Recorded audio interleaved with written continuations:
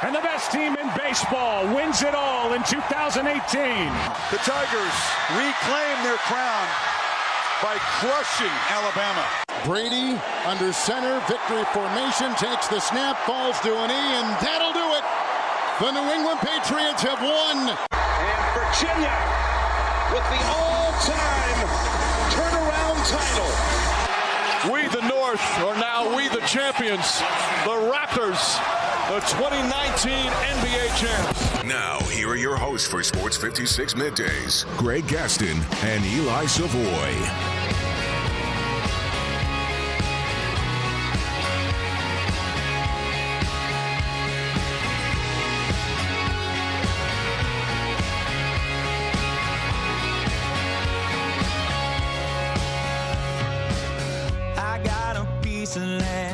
Out in the countryside, lay back and smell the sun, warm up the Georgia pie. Feels so good to be taking it easy. Why would I ever leave? 'Cause I know I got some. Well, I don't know about you, but I did a perfect impersonation of a couch potato over the weekend with college football and the NFL. It was a great weekend of pigskin. We will talk about it on the show today as we welcome you in the Sports 56 Middays, the Monday, September 9th, 2019 edition. Greg Gaston, Eli Savoie, Austin Eldridge back after serving our great country over the weekend and the last couple of days of the week last week. We're in the Family Leisure Studios where family and fun come together. Family Leisure, 2120 Whitten Road, just north of I-40. And, of course, Sports 56 Middays delivered each and every day by our title and presenting sponsor, FedEx. Make the most out of your e-commerce experience by finding insights and inspiration from other small business owners.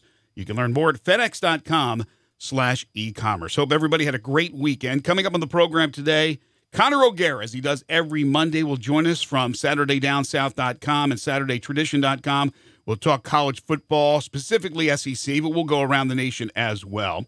The only guest we have scheduled today, that means a lot from you, we hope. 360-8255, First Bank phone lines, First Bank text line, 67129. Message us at Sports56WHBQ on Facebook, Periscope, Instagram, YouTube, and Twitter. Well, the good, the bad, the ugly from the weekend that was, and there was a lot of everything, and we'll wrap it up with one final thing. We're going to hear from Mike Norvell in just a few moments after the Tigers' victory over Southern University. In the SEC, a little bit of everything, including Ole Miss bouncing back nicely with a win over Arkansas, and the woes continue for the Tennessee Volunteers. Hello, Mr. Savoie. How are you? I am I'm better than Tennessee. I think everybody is, unfortunately for Vols fans. That's a rough situation they got going on there on the hill. They were a cover, and I mean secondary covering, doing their job away from winning the game against BYU. Yes, all you had to do is not give up a 60-yard pass. That was really the only thing that could beat you, is them getting about a 50 to 60-yard pass. Seemed pretty simple. But, things happen. Look at this. You could look at the positives. You could look at the glass half full. You could, I don't believe anyway, any boat sank. No boat sank. Maybe after. You sure? Not before the game. I think the whole Navy was accounted for in this one. But that's yikes. I don't know where this is headed. But I can't imagine it's headed for Jeremy Pruitt to be the head coach of the Tennessee Volunteers for a long time. Well, you can use the naval analogy. The captain goes down with his ship. Will Jeremy Pruitt go down with this ship? And I thought this was a ship on the rise, not a sinking ship. So there's a lot of talk out there. It's early in the season, but boy, oh boy, Orange fans, big Orange fans are fit to be tied. There are the people out there who are certainly looking at conspiracy theories with Phil Fulmer. We'll, of course, talk about Antonio Brown a little bit later on, and conspiracy theories. They're always going to rear their ugly head at times, but man, oh man, it was awful for Tennessee. So we'll get to the SEC and the big picture coming up in a few moments. We'll open up with the Tigers of Memphis, who defeated Southern 55-24. It was a game in which they got out to a slow start. Give credit to Southern. They ran a little bit of everything with their offense, including the option, that triple option, which we'll see, not quite what Navy does, but certainly gave Memphis some fits and things that they are going to have to tighten up down the road when they play an option team like the Naval Academy. But there were a lot of good things from Memphis. The special teams was tremendous. They blocked a couple of punts, one returned for a touchdown. Defensively, slow start, great finish, big second half for them. And then offensively, you don't have Patrick Taylor, but Kenneth Gainwell at 131 all-purpose yards, 3 touchdowns. Brady White throwing the ball all over the place, including down the field, including to the tight ends. All he did was go 17 of 21 for 337 and 2 touchdowns. We even saw Connor Adair, who came in the game in the fourth quarter and looked pretty good. A bunch of running backs, a bunch of different players, as we expected, did get playing time, including 10 players playing for the first time in their tenures in college. But there is a lot of rumblings, Eli Savoie, not confirmed by the school, and we'll see what Mike Norvell, if he says anything about it today at the luncheon. But a couple of media people talking to me saying that they've heard from good sources that Patrick Taylor's injury is more significant than first thought and could keep him out of action for quite some time. But again, nothing official from the school. That's just the rumor that's out there. But overall, slow start. You didn't have O'Brien Goodson in the middle, so that took away a lot of the clogginess, if you will. I know it's not a word, but just made it easier for teams, or in this case, Southern, to run up the middle because O'Brien's a space eater. He certainly takes up a lot of space, and he wasn't in there because of an injury. But other than that, slow start, strong second half. Tigers win it easy, going away by 31, and now they get set for South Alabama this Saturday on the road. Yeah, I mean, they did what you're supposed to do against these teams, I guess. I mean, that first drive by Southern, just marching right down the field, not exactly what you were hoping for, but a little bit of a letdown was probably expected when you play Ole Miss one week and Southern University the next week. Not exactly as easy to get up for Southern University, but then they kind of calmed everything down and took care of business. I mentioned last week that the average score when Southern University has played FBS teams in their history was 52-13, and you could see something similar to that in this game. Well, they got more than the 13, and they gave up slightly more than the 52. So it was pretty much the type of game that you would expect when you play Southern University. And also what you see, and Southern's expected to win their league, or expected to win the division in the SWAC that they play in. They're no juggernaut. Don't get me misconstrue what I'm saying here. But the fact of the matter is they have some athletes, and early on in the game, that quarterback, a redshirt junior, showed off his speed and showed off his experience, as opposed to Matt Corral the week prior, who was a redshirt freshman starting his first game. And you saw at times the deer in the headlights, the mistakes that were made by a young quarterback. This guy was more poised and at times did some really, really good things. But as the game progressed, remember, they're limited in their scholarships. So they have only so many players. And they certainly started to wear down. The Tigers wore them down in the second half because the Tigers controlled the possession of the football, where in the first half, Southern did a good job keeping the Memphis offense off the field.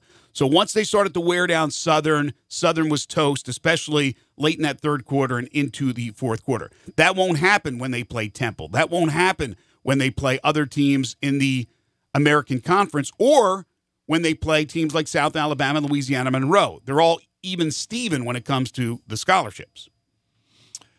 Yeah, I mean, they're just way more talent. You're going to have way more talent than an FCS school. So you go out there, you want to be injury-free, get a lot of guys some experience. Check that off for sure. Especially with the Ole Miss game being week one, they didn't get a lot of those young guys in there. They didn't get a chance to get that first taste. Right. This game does it. Guys that very much could be needed going forward. So especially at the running back position with all the different guys that got in there and got some carries, got to see some action. Those are guys that very well could be needed down the road, especially if Taylor. And when you see him walking around on crutches, you don't get the feeling he's going to be back anytime soon. If he's out for a while, they need a lot of those guys. Yeah, a walking boot plus crutches does not seem like it's a good thing. We mentioned Gainwell, and Gainwell now is their go-to guy. Had a really good performance against Ole Miss, had a better performance against Southern. Kylan Watkins got 10 carries. We saw the freshman Rodriguez Clark. Remember, he could play 4 games and still keep his red shirt. And we'll see going down the stretch with Taylor whether that'll be the case, because Clark had a touchdown, 5 carries, 25 yards, the freshman from Starkville. Tim Taylor out of East had 5 carries. Travion Samuel, the transfer from Louisville, who could play in the slot and could carry the ball, had a couple of carries. Even Marquavius Weaver, a veteran backup running back, you go deep in your running backs to get to him. He had a couple of carries as well. But Brady White was terrific. We saw him throw the ball to a lot of different receivers. Joey Magnifico caught 3 for 74 yards. Sean Dykes caught a couple of passes. Coxie had 6 receptions for 112. And we saw Brady throw down the field. Remember, this guy played 3 quarters and threw for 337 and 2 touchdowns with no picks and was only sacked the 1 time. Yeah, I mean, for him, it's nice to get a game like that where you can kind of air it out a little bit. Like to see more of that against better opponents, but at least for one game, we got to see him do some things and show that he has that ability, and it's just whether they can find ways to do that against better competition. See, that's the key. Right there, you said you saw the ability for him to throw down the field, because a lot of people believe that he doesn't have that ability. But it wasn't showcased in the Ole Miss game because they took what the defense gave them. They were a lot more effective with the short passes. In this game, they were able to go down the field. Now, after the game, Mike Norvell obviously had a lot of good things to say, certainly talked about the problems early on and things that they're going to have to fix moving forward. And there was, no question about it, some surprises there that Memphis lacked that defensive intensity that we saw against Ole Miss, and Southern made him pay early in the game. But Mike was asked during the press conference, the post-game press conference, the identity of the team through 2 games, and here's his response. I'm excited about what this team will be. I don't necessarily, to say that I know who we are yet, that's going to be an ever-flowing process, right? You sit there, a lot of people would have said last year when we were 4-4, they would want the same statement. Do I know what that? No, we didn't. We had to find out what it was. Right, we're still at the same place now. We're building, we're growing. I can promise you we're challenging. We're pushing our guys in every aspect, and they're going to make the choice to accept it and to push harder, or they won't. And that's going to define the team and define our identity. But every time we step on that field, we make a statement. We make a statement to who we are, where we're growing, and the things that we're willing to do. And there's not another group that I'd rather be a part of it with than this football team, because I love these kids. As far as the crowd was concerned, I thought it was a pretty good crowd. It was more than I thought they would get. I think they announced 33 and change. Correct me if I'm wrong. I'll have to look that up. Was it 33? 34,487. 34.5. So, again, better than what most people thought, but the weather cooperated. Sure, it was hot and humid, but a little bit less humidity than last week. You were going to sweat when you went out there, no question about it, but the Tigers get the win. And the fans got to see the Human Jukebox, the Southern University band, which kind of took over the show at halftime. They've got a good band, that's for sure. Those they bring it on the band level. That they did. This week, the Tigers traveled to Mobile to take on South Alabama. We will speak later in the week with their coach, Coach Campbell, about the Jaguars, who won their first game after losing their opener to Nebraska in a game in which they actually played pretty well on the road, losing in Lincoln. So there you go. That's a look back at what the Tigers did over the weekend as they beat Southern. Also over the weekend from the SEC, Ole Miss knocked off Arkansas 31-17. It's the game I expected them to play. I thought we would see improvement with Matt Corral, 246 passing yards, 2 touchdowns. I thought they would run the ball more effectively against Arkansas. They did. Scotty Phillips, 26 totes for 143 yards and 2 touchdowns. In the meantime, Arkansas and Chad Morris, they have a problem. They have the 2 transfer quarterbacks. They don't know what's going on with either one of them. Ben Hicks started again with 7 of 16 for 98 yards. And then Nick Starkel replaced him, and he was much better, 17 of 24 for 201 and a touchdown. So I'm going to assume that Starkle is going to get their next start just from the sheer numbers, but Arkansas could not run the ball effectively, and Mike McIntyre's defense for a second straight week looked good, so it wasn't a fluke against the Memphis high-powered offense. Ole Miss did lose Momo Sanoga, one of their studs on the defensive side, the linebacker to a broken ankle. That's a big loss for them moving forward. But Ole Miss evens the record. Look, I still think there's a chance to get the 6. I know it's going to take a couple of surprises down the road, but they got the win.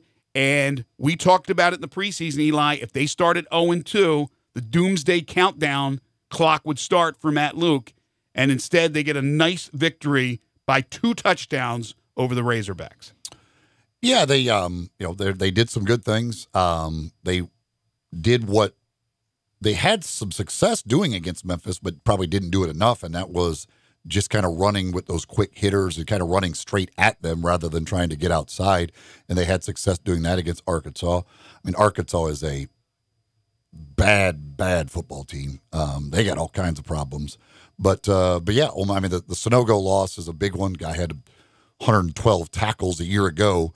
So that is a big loss in the middle of that defense. But they certainly Matt Corral looked better than he did in week 1. They ran the ball well and stuck with that run, doing those things. So certainly there was some improvement there. They've got to go 3-1. They've got to go 3-1 in these first 4. In my opinion, to have any chance to get to 6. Now next week should be a win. The Cal game maybe looks a little tougher now than what you might have thought. No question. With them getting a win over Washington on the road, maybe the Cal's a little bit better than you may have thought. So that one becomes a little bit more of a question mark for sure. But they've got to get 3-1, and they're 1-1 now with what should be an easy win coming up. And it probably comes down to that Cal game, whether they can go 3-1 to start this. Well, what I like for Ole Miss against Cal is the fact that it's at home, and it's a long trip for Cal. And I don't know, I didn't see any second of the Cal-Washington game, whether it was one of those deals where Washington's looking ahead, they didn't take him as serious as they should. I don't know, or Cal is that much improved, but that was one of the shockers of the weekend. Absolutely a shocker.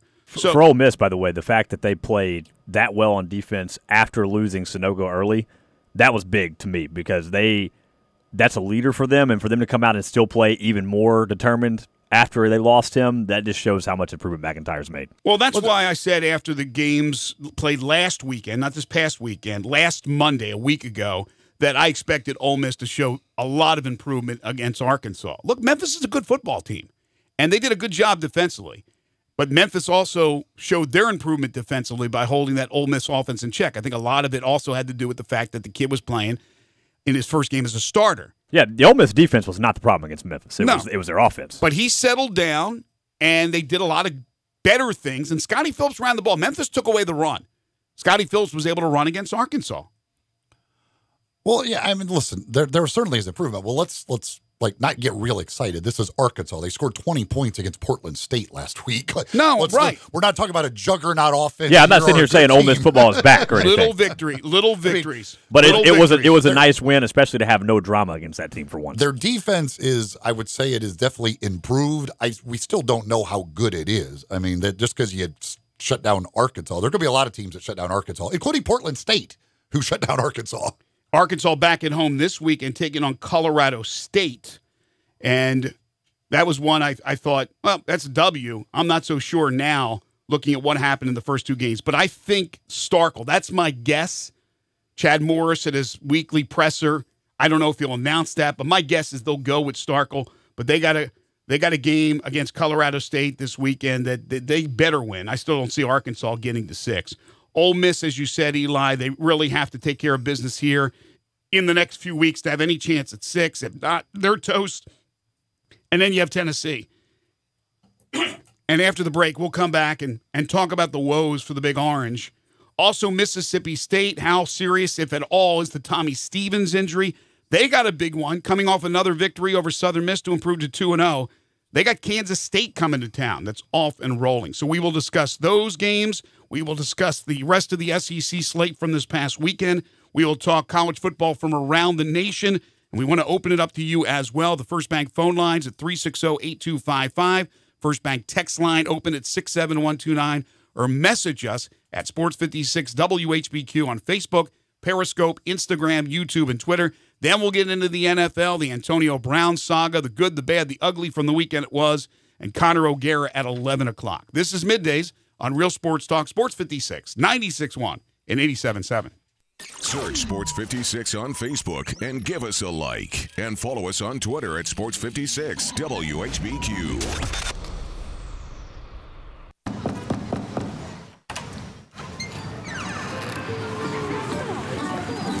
We could stay here forever. We deliver olives, Greek sandals, and everything you need to relive that perfect trip to the Mediterranean. But what you really get when FedEx knocks on your door is so much more. FedEx Delivery. Memories. What we deliver by delivering.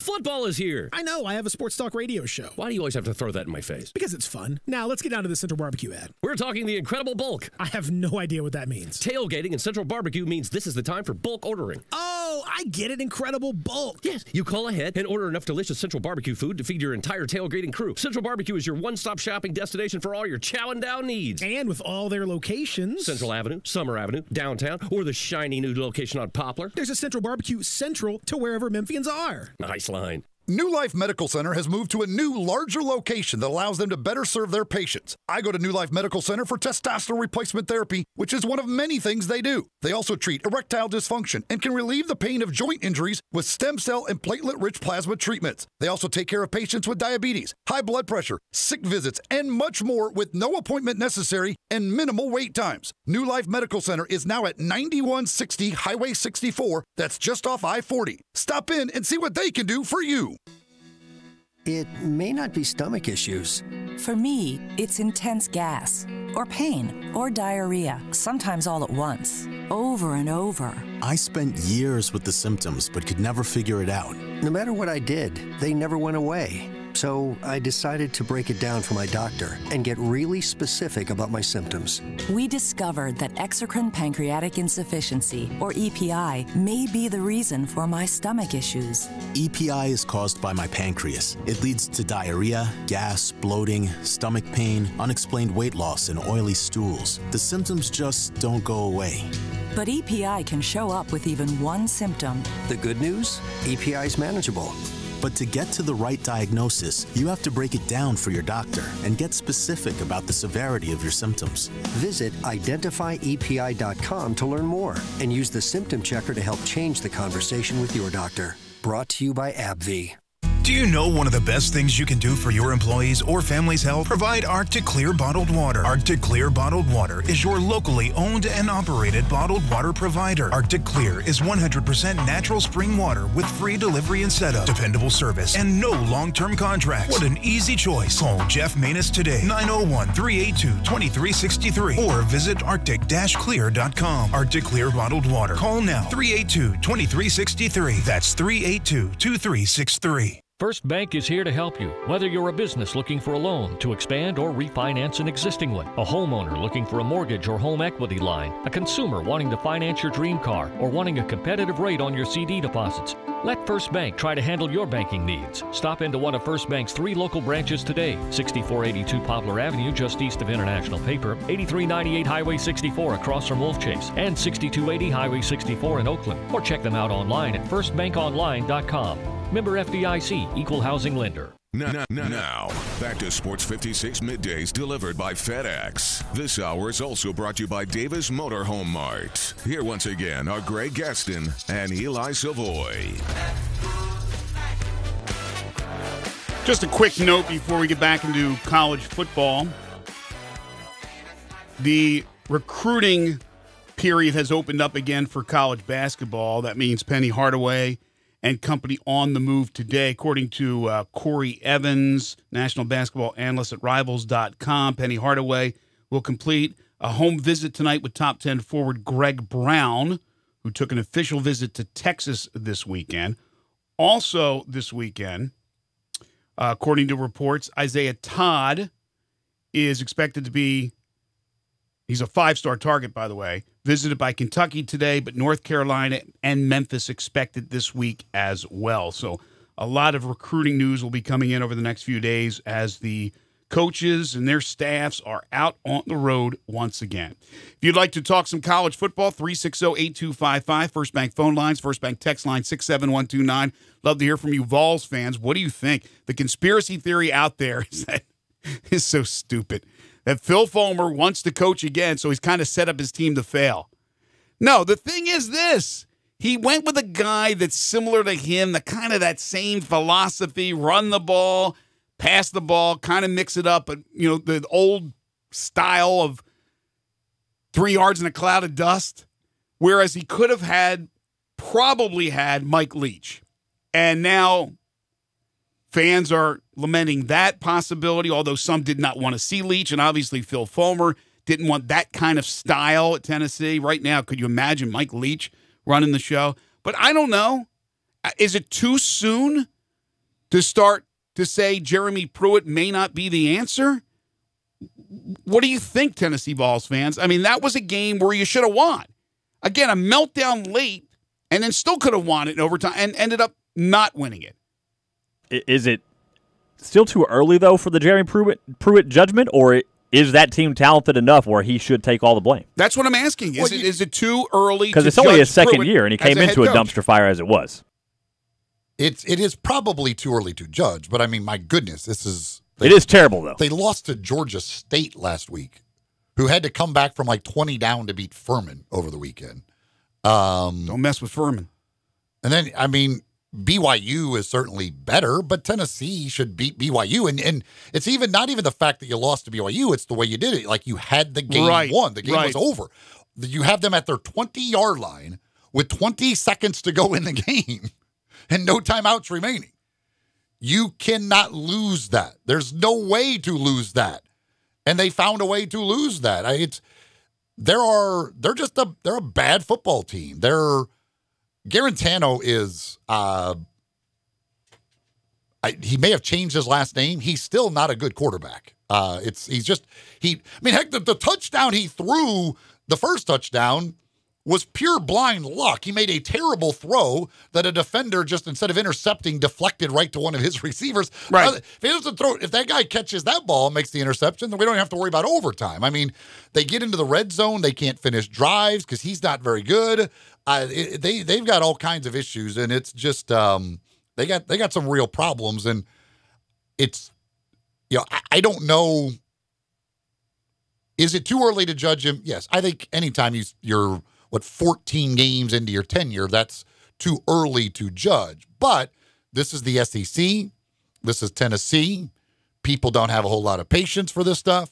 And when you start losing to Georgia State and BYU, they have a lot less patience. It's one thing if you're losing to Florida and, hell, even throw in a Kentucky and a Vanderbilt. But when you're losing to Georgia State, that's problems. This is the guy Fulmer wanted. So you're not going to see any kind of change, I don't believe. I still went into the season thinking Tennessee would show vast improvement. Through the first 2 games, I've been completely wrong. I believe you've said that for like the last 6 seasons. Probably. Because when I got here in 95, I mean, Tennessee was such a power. And I covered them winning a national championship in Arizona. And every year they seem to be right there like a 10-win team. And after you start to lose a few, you think you're gonna get it turned around eventually.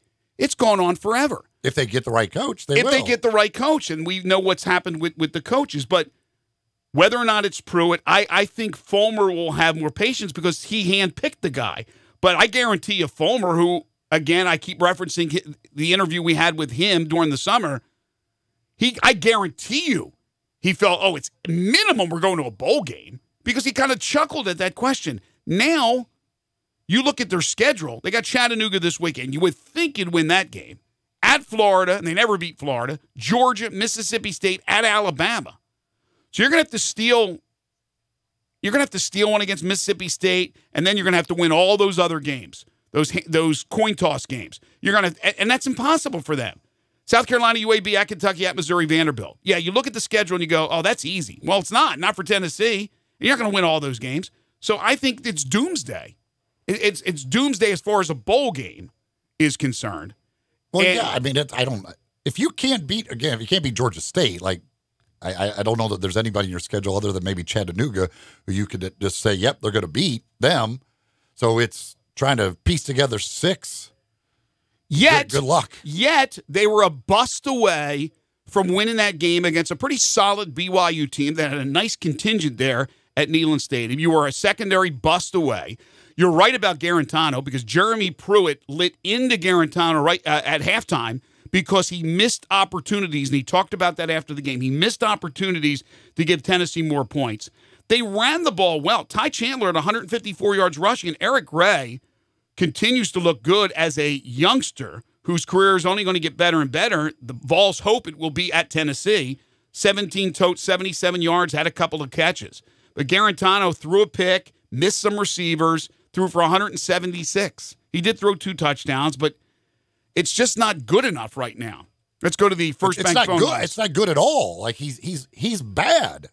He is bad. He is actively hurting them. But again, despite that, they win that game if the coverage is good on that last play. We go to the First Bank phone lines, and Mike is dialed in. Hi, Mike.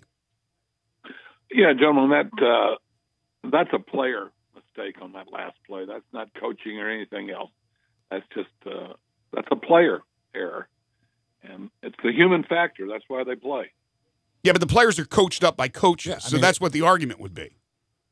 God, everybody makes mistakes, and the kid made a mistake on that. Are you a Vols fan? Yes, sir. So what do you think, Mike? What's your overall thoughts about what's going on? I think he's got to get all his players in there. So you're dumpster fire, as y'all said before. Mm-hmm. You just don't turn it around overnight. And I'm pretty pumped. I thought they played so well the other night, considering the way they had played the week before. They did a lot of better things, but what is your thoughts of Garantano? Do you think he's good enough for what they need? No. Mm-hmm. But they don't have anyone else right at the moment. What are you going to do? The problem. So it's recruiting to go out there to get your quarterback, but you have confidence in Pruitt that when he has his guys in there, Tennessee can get straightened out and become at least a semblance of what they used to be. I sure hope so. No question about it. Thank you, Mike. Listen, the Tigers don't like their quarterback very much. The fans have issues because he's not throwing it down the field. But if you look at his But he's not numbers, out there hurting the team. He's doing his thing. I mean, Garantano's hurting the team. Yeah, I don't disagree with that. That's the difference. I mean, if Garantano was just a different. game manager and he just kind of did his thing and he wasn't hurting them, that's okay. Like Brady White may not be doing great things, but at least he's not hurting them. Garantano's just missing open guys. He's hurting them. Yeah. All right, Mike. Thank you, man. They're going to beat somebody this year that people don't expect them to, and that'd be all right. Okay, appreciate the call.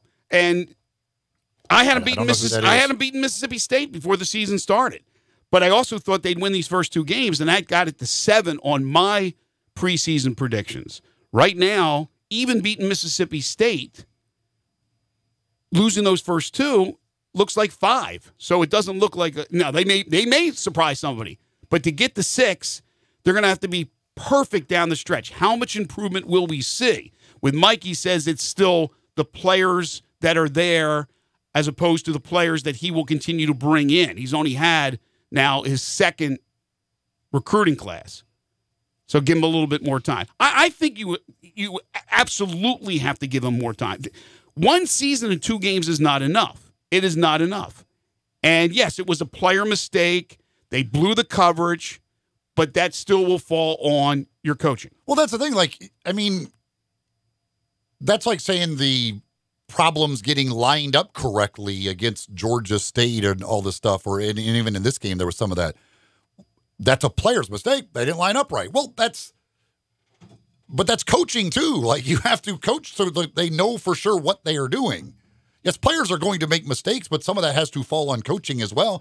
Everything is going to be, when it's out there on the field, is going to be a player mistake. Well, the thought is also this. You shouldn't have been in that position where one bust puts you in that precarious situation of where they kick the field goal and they tie it up. Plus, you still had a chance to win it, and you didn't get it done. So there were other opportunities. You should have had more points on the board, cashed in earlier. You had opportunities. Got some text here on the First Bank text line. Somebody says BYU was the players' fault. Most of the plays called were smart. Garantano killed us this game. I mean, again, but I players' fault. Those players are being coached by that staff. I mean, I get it. They don't have really good players, but do they have better players than Georgia State and BYU? Yeah, they do. They've got better. If you're losing to Alabama and you go, okay, well, listen, they got better players than you do. I get it. He hasn't had a chance to get his guys in there. This is Georgia State and BYU. You've got better players than them. Well, look, I know what we do as human beings. We'll look at that play and go, listen, if they covered the guy, they're winning the football game. So the blame will go on whoever blew the coverage, right? Busted the coverage there.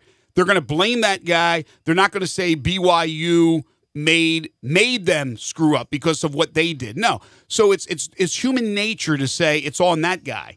But it's obviously a game of events, game of situations, game of plays. And there were a lot of opportunities for the Vols that they didn't cash in where it should not have come down to where if they blew coverage there and they kicked the field goal, they were going to go to overtime. And that's what happened. Somebody else says Pruitt is the man for the job. He's got to get his guys all in there and Butch is out. Georgia State game was the coach's fault. Somebody else says Vols like to play prevent defense when they have a lead. Same song, different dance. Well, but this wasn't a problem of prevent defense. Prevent defense, the only thing you couldn't do was let the guy get past you. You could have lined 11 guys up at like your 40-yard line and said, whatever we do, don't let a guy get past her. Because they had one play to get into field goal position. Because that was it. If they don't get there that play, then they're going to have to throw a Hail Mary. They had 2 plays with no timeouts. There was no way they were going to be able to run another one other than that.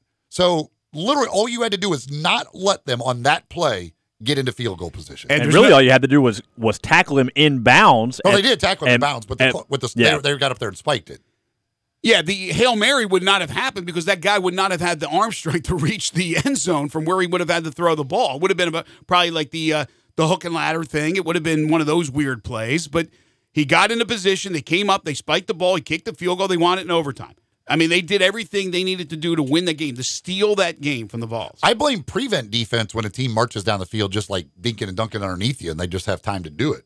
This you needed prevent defense. They had one play to try and get basically 60 yards, and you gave them 60 yards on one play. That's the only thing you couldn't do. Yeah, a lot of times we'll see the prevent defense in the NFL where the team has to score a touchdown. So they'll give them the yardage in front where they would be in field goal range, but the field goal is not going to do them any good. It's just that they get down the field so quickly and then have a couple of shots at the end zone that drives you crazy as a fan to watch your team go into some type of prevent. Somebody else says Tennessee needs a new offensive coordinator. They just got a new offensive coordinator that everybody loves. 2 games. He's 2 games into his tenure. They love him and T. Martin. It's the combination is there. It's supposed to be amazing. But I don't know. I don't know how you could blame Jim Chaney right now. He just has a quarterback who's he's not capable of making a lot of simple throws to wide open guys. So I don't know what he's going to do. I mean, you could say, I guess maybe you want him to just continue to run the ball. But this is when you start facing SEC defenses, they're going to need Garantano to make some plays, and I don't know that Garantano is capable of making any plays. I don't have the box in front of me, but just between Chandler and Gray, they ran for 231 yards. So they did run the ball, and they ran the ball effectively. But then you're going to have to take shots with the passing game. And Garantano, who I always seem to give the benefit of the doubt, missed these opportunities. And when you miss opportunities early, sometimes, not always, but sometimes it comes back to haunt you, and it certainly did. And again, his one touchdown early was pure luck. It was a deflection. On a terrible throw. Right. He threw it right to the BYU guy. And that guy, because he's a defensive linebacker, just can't catch very well, and so he happens to deflect it, luckily, right to a Tennessee receiver. Like, he just – and there's wide open guys. They had a couple of chances to make big plays in the game because they've got good receivers. I mean, Jennings and Callaway – are really good receivers. And they're getting open at times, and he just can't make the big play because he can't hit them in that situation. Also over the weekend, Mississippi State knocked off Southern Miss 38-15 down in Starkville. Tommy Stevens was 9 of 10 for 105 yards and 2 touchdowns, off to a great start this season, the transfer from Penn State. And then he got hurt, an upper body injury. And Mississippi State was able to run the ball with Kylan Hill and weren't ever in trouble as far as that game was concerned, even losing Stevens. So that game was never in doubt. But the question now is, will Stevens be able to go for Kansas State? Haven't heard anything yet from Joe Moorhead. He'll have his presser today. All these pressers are either starting now or will go on in the next hour, and we'll probably have some information to pass along. But rumors, not something from Joe or from the program, is that Tommy Stevens' injury is not that serious and should be okay. We'll see, because Kansas State comes in playing pretty well. I chalked this one up for a W before the season started when we did our preview, and I'm still leaning that way. But Stevens is off to a great start, so they certainly can use it. And by the way, it was not Keaton Thompson who came in. Yeah, that to me is the interesting thing here, is that Keaton Thompson, who's back and was listed as number 2 on the depth chart, he doesn't go in the game, and they go to true freshman Garrett Schrader instead. And so was that a situation of we're trying to protect Keaton Thompson's red shirt, and in this game already kind of jumping off to a pretty good lead, we didn't feel like this was a need to play him and use one of his 4 games?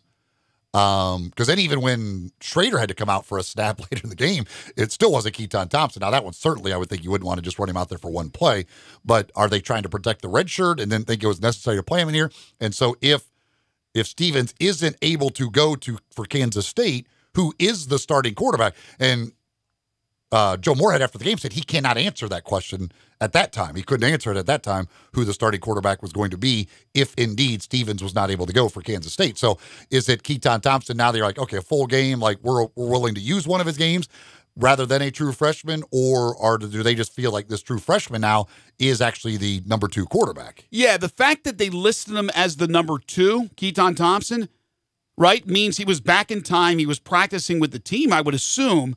Because right off the bat, I would think that if they didn't right off the bat, I would think, is this an internal punishment for going into the portal? And they're just keeping it within the structures of the program and not letting that information out? But why would you do that if you list them number 2? So maybe they threw it out there as number 2, looking like, no, everything's honky-dory, boom, he's fine, everything's good. And then, but on the inside, that's the punishment for him for doing what he did, and now he's back as number 2 guy, and if Tommy Stevens can't go, would start. I would bet dollars to donuts that he will be the starting quarterback if Stevens can't go Saturday against Kansas State. Okay. This freshman is a guy that Joe Moorhead likes a lot, but I don't know. And he said, as he said, I can't answer that question right now, whether he will be able to answer that question today, or whether he can say that Tommy Stevens is going to be able to go, so it's not a question that we have to answer. I don't know, but as of Saturday, he said he could not answer that question. Well, if Stevens can't go, Stevens can go, it's all for naught. But if he can't go, you would think you'd want more of an experienced quarterback in there to go up against a team from the Big 12 like Kansas State. Davis Motorhome Mart is the first hour sponsor each and every day of Sports 56 Middays. Over 7.5 acres of beautiful travel trailers, motorhomes, fifth wheels, and toy haulers, towable half-tons. Motorhomes from 27 feet up to 45 feet in length, and you can get them as tricked out as you want, folks. Obviously, what you want, they can take care of it. And they have all the brands that you know, like Winnebago, Coachman, Puma, Highland Ridge, Tiffin, all the big names. In fact, they're a top 10 Tiffin dealer in the entire United States. They have customers that come from all over the country, that come from Canada as well. They come to 1145 East Brooks Road to check out these great vehicles, and many drive home in one from Davis Motorhome Mart. It's a family-owned and operated business. DavisMotorhome.com is the website to check out. You can call them at 901-332-3414. When you do, tell them you heard it here on Sports 56 Middays. Leave the stress at home, get away, travel to your favorite cities across this great country of ours. They have a big blowout sale going on right now on all the 2019s, making room for the beautiful 2020s. And these are brand new 2019s that you can get at discounted prices. Check them out at 1145 East Brooks Road in Memphis. It's Davis Motorhome Mart, first hour sponsor of Sports 56 Middays. We'll come back, talk some more college football, and we'll continue that trend with Connor O'Gara at 11 o'clock. This is Middays on Real Sports Talk, Sports 56, 96.1 and 87.7. The Peter Edmiston Experience with C.J. Hurt. Weekday mornings from 7 to 10. Only on Sports 56, 96.1 and 87.7. Hi, this is John Conway with Conway Services. Did you pay a big repair bill on your existing heating and air conditioning system this year? Is your energy-guzzling heating and air conditioning system on its last leg and you think it's worth nothing? Good news, it's buyback days at Conway Services. We'll buy back your repair bill this year up to $1,500 toward the purchase of select Carrier Infinity systems. That's right, we'll buy back your repair bill up to $1,500, even if we didn't do the repair. Just show us your repair receipt from any company and we'll buy your repair back. If you didn't have a repair bill this year, we'll give you up to $1,500 trade-in on that old energy-guzzling system toward the purchase of select Carrier Infinity systems. When air conditioners get old and inefficient, the cost of repairs and high utility costs could almost pay for a new system. So call Conway Services, the Mid-South's premier heating, cooling, plumbing, and electric service company at 384-3511. And the first 30 callers with a 10-year-old heating and air conditioning system will come out and inspect it absolutely free. Call 384-3511. Conway Services. Call Conway today. For over 8 decades, America's farmers have counted on the Little Red Tractor from Case IH, the Farm All, to help them make short work of their demanding chores. Well, Mid-South Ag Equipment can show you they aren't just for farms anymore. With horsepower ranging from 30 to 105, plus an army of attachments, these tractors can tackle every chore on your to-do list. Call 662-890-3141 or stop in today to find a Case IH Farm All that's right for you. In today's evolving workplace, XMC understands the process of getting office work done has moved from the desktop to your pocket. The new Xerox multifunctional printers and Connect Key app technology are game changers. Are you working with confidential information? Does it need to be secure from unwanted threats? Do you need to translate documents to another language? Xerox's App Gallery provides solutions like secure printing and easy translator technology. XMC is the second largest exclusive Xerox agent in the U.S. with 9 locations to serve you. We've been in business for over 25 years and have received top awards from Xerox. In changing our world one experience at a time, our team's committed to doing what's right for your business. XMC is proud to be your leader in document and print management, and it'd be our pleasure to serve you. Contact XMC today at 888-814-3114 or visit our website at xmcinc.com. XMC, excellence in office solutions. At Jason's Deli, you can stuff yourself full of great deli food that's healthy, fresh, and best of all, it's not expensive. Jason's Deli is all about choice. Whether you're looking for a gluten-free menu, vegetarian sandwiches, healthy kids' meals, or if you'd like to invent your sandwich via the build-your-own selections, Jason's Deli has you covered. And they only use fresh, wholesome ingredients. Choose from the club and specialty sandwiches, paninis, wraps, soups, salads, pastas, and much more.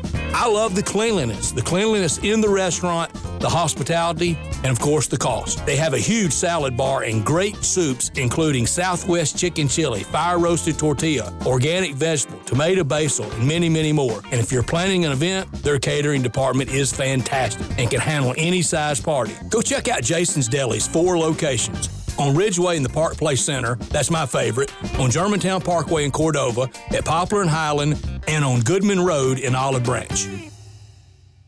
Listen up, Rebel fans. You can now listen to Rebel Yell Hotline on 87.7 FM or on the web each and every Monday from 6 to 7 p.m. If you can't listen to 87.7 FM, Sports 56 has made it possible to listen online each and every week. All you have to do is go to sports56whbq.com and click on the Rebel Yell Hotline banner to listen. That's Rebel Yell Hotline each and every Monday night from 6 to 7 p.m. on 87.7 FM or on the web at sports56whbq.com.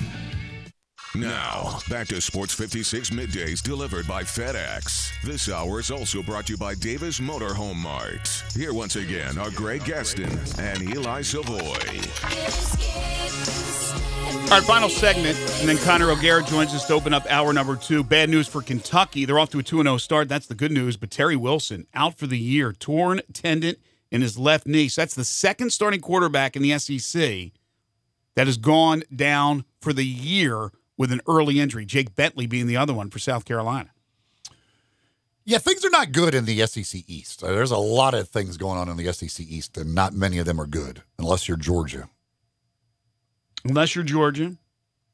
Unless you're Florida. I mean, it was a slow start against Miami, but they did get the W, and now they pull off their first shutout since 2017, blanking an overmatched Florida's UT things are still Martin good team. for Florida. Outside of those two, it is there's a lot of different bad things going on. Well, what did you think of Missouri's bounce back? I mean, they crushed West Virginia 38-7. I thought it would be a little closer, even though West Virginia is in rebuild mode. They were angry. They were angry, my friend. Yeah, I mean, I said Thursday we did our picks. I thought Mizzou would roll in this one. West Virginia's bad. They're not. They've got a long way to go. And Missouri, yes, they should be a bit angry coming off of that week one loss. Just like Tennessee should have been a bit angry coming off the week one loss. Kelly Bryant looked good in his second start at Missouri. Nationally, LSU did it again. Coach O's offense is actually looking good. Joe Burrow, 31 of 39, 471, 4 touchdowns, as a Heisman candidate. They beat Texas 45-38. That's the good news. The bad news is Ellinger torched them, 31 of 47 for 401 and 4 touchdowns. So I think it's a little premature for people to start saying, hey, this is the year LSU gets Alabama. Ladies and gentlemen, they will not beat Alabama. They will not. But LSU is a good football team, and they showed it. Texas is a good football team as well. They just couldn't do enough. And they didn't get enough stops in a high-scoring affair, and LSU outscored them in a game that saw, 83 points scored?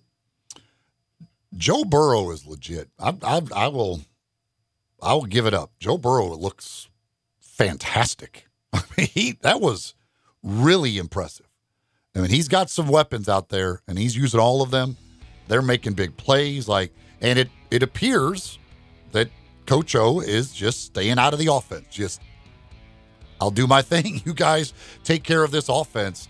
With that offense, this team is very, very dangerous. But that's what a good coach does, right? He delegates. And I know that our friend Barrett Sallee has come around now on LSU and Coach O. Have you come around now on Coach O? Yeah, because he's finally staying out of the way. Yeah, you said it. That's what a good coach does. But that's what Coach O has not been able to do through his entire career. And so he finally looks to be doing that. They've got a legit quarterback for the first time in quite some time. That is a really, really good football team. I will give them full credit. They are.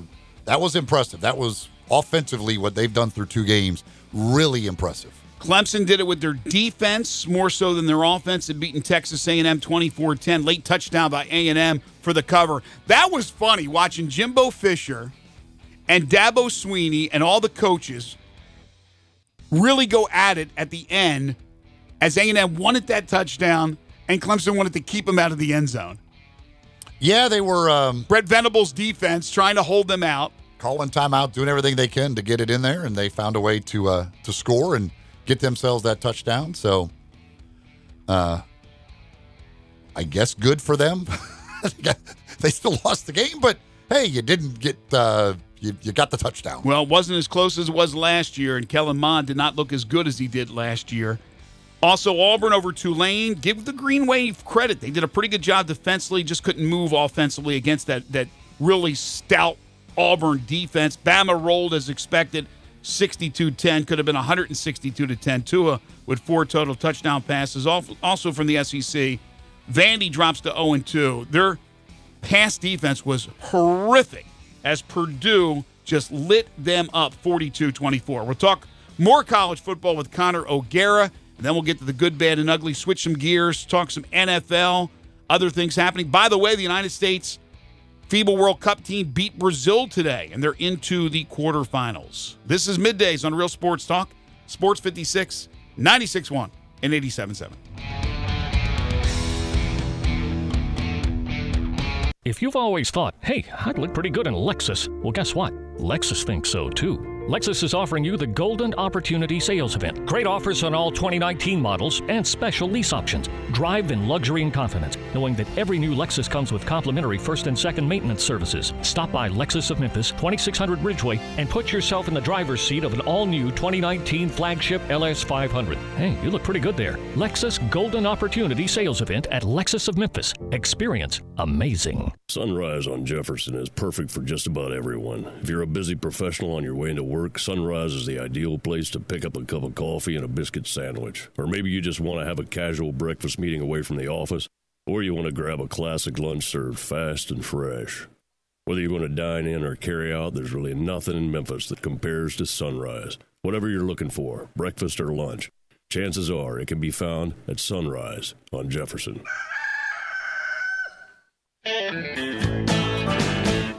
Hi, this is Troy Five Ash, owner of Five Ash Roofing. As most of you know, I don't have a history of bragging or boasting that Five Ash Roofing is the best roofer in the Memphis area, but did you know we are the only diamond-level roofing professional in the area? We are one of very few local roofing companies that have been in business for 20 years. We've never had a justified claim against us. We are locally owned and family operated. Our labor warranties are for the life of the shingles. We're experts in insurance claim. We do residential and commercial work. We are the official roofer of the University of Memphis Athletic Department and a proud member of the Tigers home team. We support local youth sports and St. Jude's. We have worked with churches and veteran services to help those in need by providing services at a deep discount or even for free. We are currently working with Young Life to give them a free roof on the historic log cabin in Germantown. Five Ash Roofing. Fair, honest, and ethical. 367-0050 or memphisroofer.com. Five Ash Roofing, it's what we do. We're here for you. At First Bank Mortgage, their core purpose is to help you get to a better place. That better place may be a lower monthly payment, that vacation you thought was impossible, or getting into a home with a fenced backyard where your kids can play. To get into your better place, First Bank Mortgage makes decisions right here at home. Dedicated to helping you get to your better place, First Bank Mortgage. Call Daniel Mooney at 901-462-0145 today. NMLS 741022. Equal housing lender. I want to invite you to come by the Spirit Shop. You know, that little log cabin on Poplar, your liquor and wine oasis. The Spirit Shop has been providing sports fans their beverage needs since way back in 1969. So come in now and get ready for the big game. Whether your favorite team wins or loses, the Spirit Shop will help you celebrate or ease that pain away. The Spirit Shop is open every day, and they're located perfectly at 4848 Poplar. That's the corner of Poplar and St. Nick. If you're an outdoorsman and love all things hunting and fishing, be sure to listen to Sports 56 Saturday mornings at 6 a.m. for Outdoors Today. Brought to you by the Gun Store, 6920 Winchester in Memphis. Outdoors Today is a one-hour show hosted by veteran Mark Tobin and a group of respected outdoor-loving guests. Outdoors Today is dedicated to bringing outdoorsmen tips and techniques and tactics to help with your hunting and fishing in all seasons. Saturday mornings at 6 on Real Sports Talk, Sports 56, 87.7 and 96.1 FM. We are Sports 56 WHBQ Memphis, WIVG-FM Tunica Memphis, and WPG-FLP Memphis. Flynn Broadcasting Stations. Now, back to Sports 56 Middays presented by FedEx. Here once again are Greg Gaston and Eli Savoie. Let's do it. When I was younger, so much younger than today. Welcome back, everybody. 11:01 the time on this Monday, September 9th, 2019. Greg Gaston, Eli Savoie, Austin Eldridge in the Family Leisure Studios where family and fun come together. Huge discount on all spas going on right now. Now is the time to buy at Family Leisure, 2120 Whitten Road, just north of I-40. Sports 56 Middays delivered each and every day by our title and presenting sponsor, FedEx. Visit FedEx.com/e-commerce to see how FedEx can help you start, grow, and efficiently manage your business. Well, we've been talking a lot about Tennessee football and Tennessee's current quarterback situation. Their former quarterback is on the move. Josh Dobbs traded from the Steelers to the Jaguars for a 5th-round pick in 2020. So Josh Dobbs down there with Gardner Minshew now, battling for a starting job. Josh Dobbs might be an NFL starting quarterback. Well, Gardner Minshew, first of all, that story's pretty amazing. And with Nick Foles out for the year now, what a bad loss for the Jaguars. Minshew looked good yesterday. Now they have Dobbs.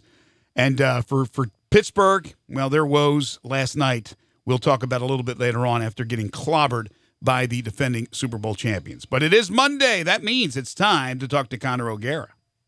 It's time to talk some SEC and college football on Sports 56 Middays. Joining Greg and Eli is Connor O'Gara from SaturdayDownSouth.com. Now, here's Connor with Greg and Eli. He is Connor O'Gara, senior national columnist, SaturdayDownSouth.com, SaturdayTradition.com. You can follow him on Twitter at CJ O'Gara. He joins us now on Sports 56 Middays. What's happening, Connor? Hey, not a whole lot, man. It's I'm kind of coming off the high that was this weekend. It was like one of those days where I didn't move from my couch for 16 full hours, and I'm okay with that.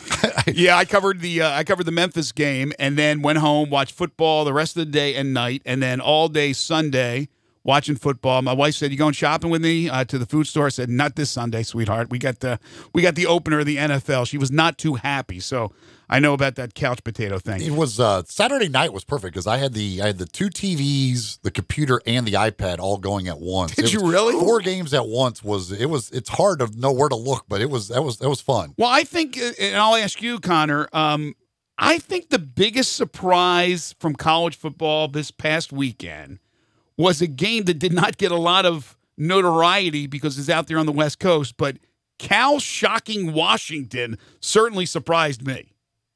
I actually went to bed before that happened. Usually I stay up for Pac-12 after dark, and for whatever reason I was finalizing podcast plans and doing all that late Saturday night, so I didn't actually watch that. But oh my gosh, I could not believe that. And I'm somebody that's been singing the praises for Washington all off season. I thought that people were making too big of a deal out of their inexperience that they had on the defensive side of the ball. I thought they've recruited really, really well there the last few years. And hire on Jacob Eason, and woof. I mean, my goodness. Just kind of a little reminder, Justin Wilcox knows how to coach up a defense. The Cal coach he is capable of doing that. He has frustrated many a Pac-12 team so far, and is somebody that, is just going to continue to be like that Pac-12 stumper. Go figure that we're 2 weeks into the season. We're already talking about 2 of the 3 contenders in the Pac-12 having a loss already, and with a 9-game conference schedule, that's essentially a death sentence. Yeah, they got to put all their oats in the old Utah basket now, ready to go for Utah. See if the Utes can get it done for the conference. Yeah, not too optimistic about that. I know they're the trendy pick, but I don't know. I like Kyle Whittingham too, but I don't know. Maybe it's just some of the fact that they struggled so much in the first half against Northern Illinois, but that just seems like a lot of pressure for a Utah team that, quite frankly, has not been on an elite level. Has been good, but has not been one of those great teams in college football. The other one that surprised me out west was what USC did in the second half to Stanford. I thought early in that first half, Stanford looked really good and were kind of dominating them, and then all of a sudden USC just whooped them in the second half. Yeah, and not having KJ Costello definitely hurt Stanford. Not that they get a complete pass for that because the defense obviously fell apart. Something rare in the David Shaw era to see that, but yeah, this is a USC team that obviously has a ton of pressure on it coming into the year. Everybody's wondering, how is Clay Helton going to possibly keep his job? Well, you're going to keep your job if you blow out guys like David Shaw. That's a really good win for him to be able to kind of assert his dominance like that. And, also, and on the flip side, USC was dealing with the loss of JT Daniels. So it's not like this was just KJ Costello's out, USC simply taking advantage of that. Credit to that coaching staff because that was a nice game plan, and for them to put up a ton of points against Stanford is noteworthy. So while we had the big upset with Cal over Washington, we nearly had the big upset with Army over Michigan. They had their opportunities. I think Army should have won that game, but somehow they left Ann Arbor with an L. I said coming into that game and all week, I get a lot of things wrong, I'll be honest. But when I'm going to get something right, I'm going to pat myself on the back. And my lock of the week was Army to cover plus 22 at Michigan. And a lot of that was based on the belief that Michigan, with a lot of these new pieces in the front 7, I question how disciplined they were going to be defending that triple option that Army has. And let's not forget, too, they have the ability to throw the ball with Kelvin Hopkins, who's been, who's the first player in Army history to ever have 1,000 passing yards, 1,000 rushing yards in the same season. So it's not like they were a complete disaster. Obviously, their mistakes that were made in the fourth quarter or in overtime were when they threw the ball. But, this is an Army team that, and not a lot of people realize, that the second longest active FBS winning streak behind only Clemson. I mean, they hadn't lost a game since that Oklahoma thriller last year. We saw why Oklahoma struggled with that Army team so much. If you don't have that discipline on the defensive side, it takes your offense out of rhythm, and it can just do a lot of things to throw off the game flow. And that's absolutely what happened with Michigan. I mean, this is a Michigan offense that we had a ton of questions about coming into the year, with Josh Gaddis bringing in his RPO system, and they were going to modernize this offense. They were going to hopefully have like what LSU has had so far, but that has not been the case. It's an interesting time for Jim Harbaugh now to see what kind of tweaks is he going to make when he has given Josh Gaddis free reign. I mean, he gave Josh Gaddis the play calling duties and said, "Here, this thing is yours. I'm going to oversee. I'll be big picture, but this is all you, first-time play caller." How does Jim Harbaugh respond to this? He's got 2 weeks to prepare for a Wisconsin team that hasn't allowed a point yet, so they need to figure things out, or else Michigan's playoff hopes are going to go up in smoke. What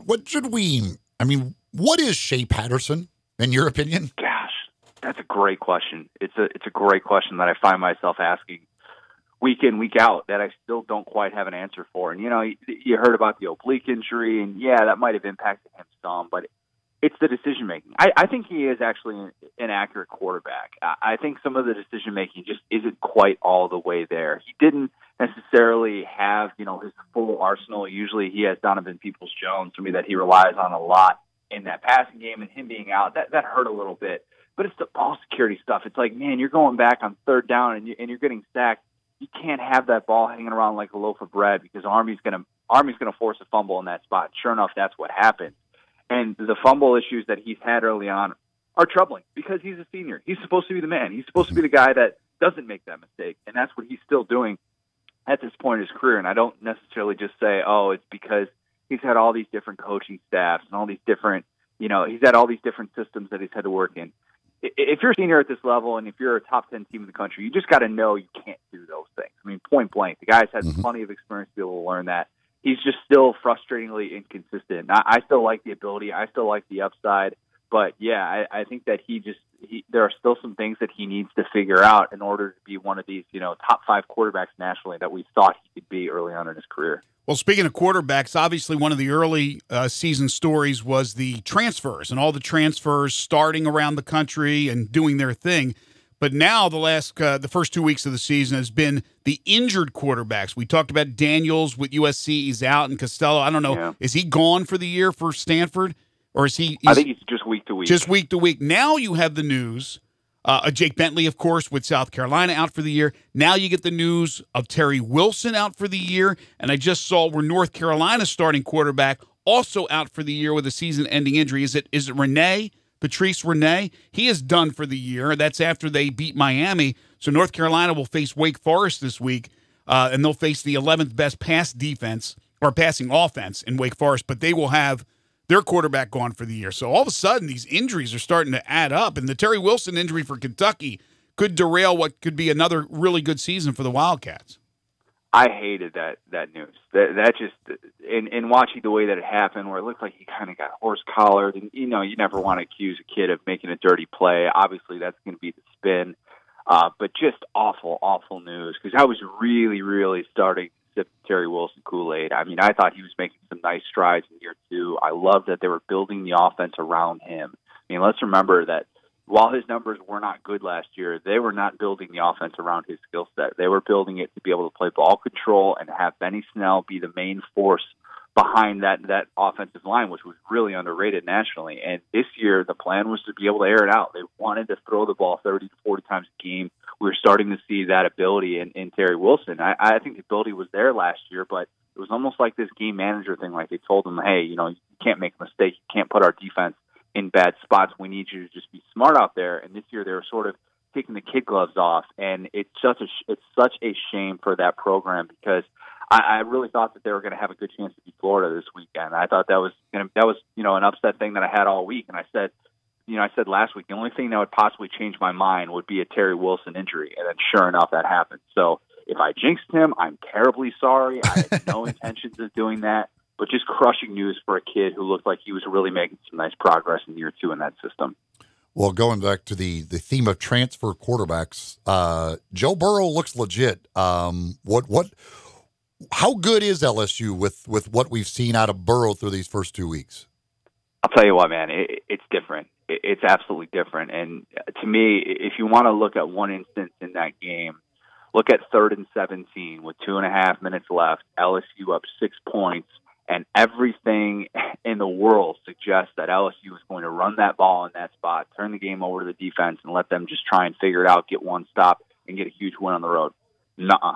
Texas brings 6 guys, and Joe Burrow steps into a blitzer and fires a pass that LSU fans are going to remember for a long time. The touchdown pass to Justin Jefferson that just was a dagger unlike any other in recent memory for LSU. And that just kind of showed the confidence that they have in this offense and in Joe Burrow to be able to run it. Credit Steve Ensminger for not taking the easy way out in that spot and for trusting a senior, an experienced guy to make that decision in that spot and to put LSU in a position to ultimately put that game away. LSU's different. Anybody looking at this offense knows that it's different. It's high-flying. It's impressive. They return so much experience, and we're really seeing it at the receiver position, especially where they had 3 guys have 100-yard games the other day. I mean, 3 guys. That's never happened in LSU history. This is such a different team with such a different offense.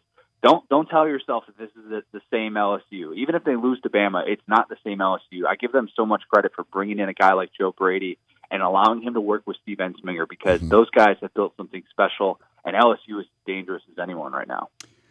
Connor, the Clemson A&M game, not as close as it was last year. Clemson doing it with the defense, even though they lost a ton to the NFL.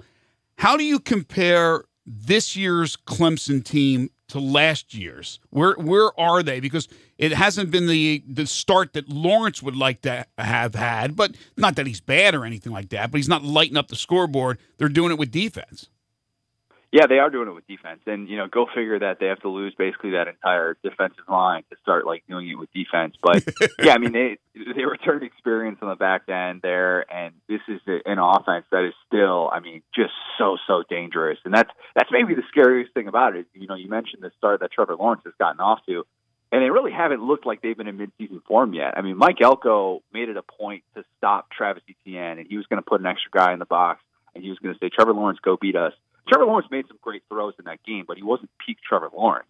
And this is still a Clemson team that is still kind of scratching the surface, still figuring things out in year 2 for Trevor Lawrence. But yeah, I mean they're dangerous. And anybody that's saying that this team is just benefiting from having an ACC schedule, nobody thought that A&M was going to come back from that 17-3 lead. And I understand that the game ended up being a 2-score game.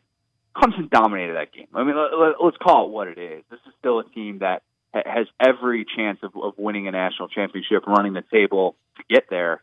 But Trevor Lawrence is going to make some. This is his moment where you kind of get hit in the face, and how do you bounce back from that? There's more of a book out on him, obviously, and now he's kind of having to figure out. All right, this is how teams are defending me. This is how they're attacking my weaknesses. How do I respond from this? I expect him to still be an All-America caliber quarterback for the rest of the way. Looking ahead, it's hard to find a loss on their schedule. I know Syracuse was a problem last year, but Syracuse just gave up $1 million to Maryland. You look on that schedule, I don't even know where the challenges will be. No, nor do I. I mean, maybe Syracuse is just going to hope that that Trevor Lawrence goes down again, like they've leached the last 2 years. Syracuse lost they've got the voodoo doll. They're going to pull the voodoo doll out again. All right, let's hurt him one more time. Yeah, I mean there's something to it, but yeah, I don't necessarily see Clemson falling down anytime soon. It's just I wonder if the schedule could hurt them in a way. Everybody's saying how Bama has to face this SEC schedule going week in, week out, and Clemson's going to be healthier for the playoff and all those things. But maybe Clemson's schedule could be the thing that actually hurts them this year, and that if the ACC really is as down as it looks right now, which is pretty bad after the showing that Syracuse had, then maybe Clemson is going to get to the playoff and be like, you know what, the speed that we're having to play to, we haven't had to raise our game up to this level yet. I could see Clemson maybe fall that being kind of the only thing to get in Clemson's way of a national championship. I don't want to be hypocritical because I say it a lot that coaches deserve more than 2 seasons. Give them a chance to get their guys in and get things going. More than likely when a coaching change takes place, the coach is coming into a bad situation. Unless it's a retirement like Urban Meyer where Ryan Day takes over. So you got to give these coaches time. But I am looking, and I'll ask you about Jeremy Pruitt in a second. That one I still think he could be the right coach.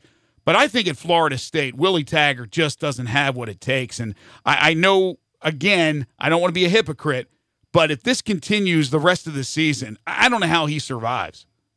No, and I don't either. I mean, I tweeted this out. Even after they won against Louisiana Monroe, in which they only won because of a missed extra point in overtime, like, come on.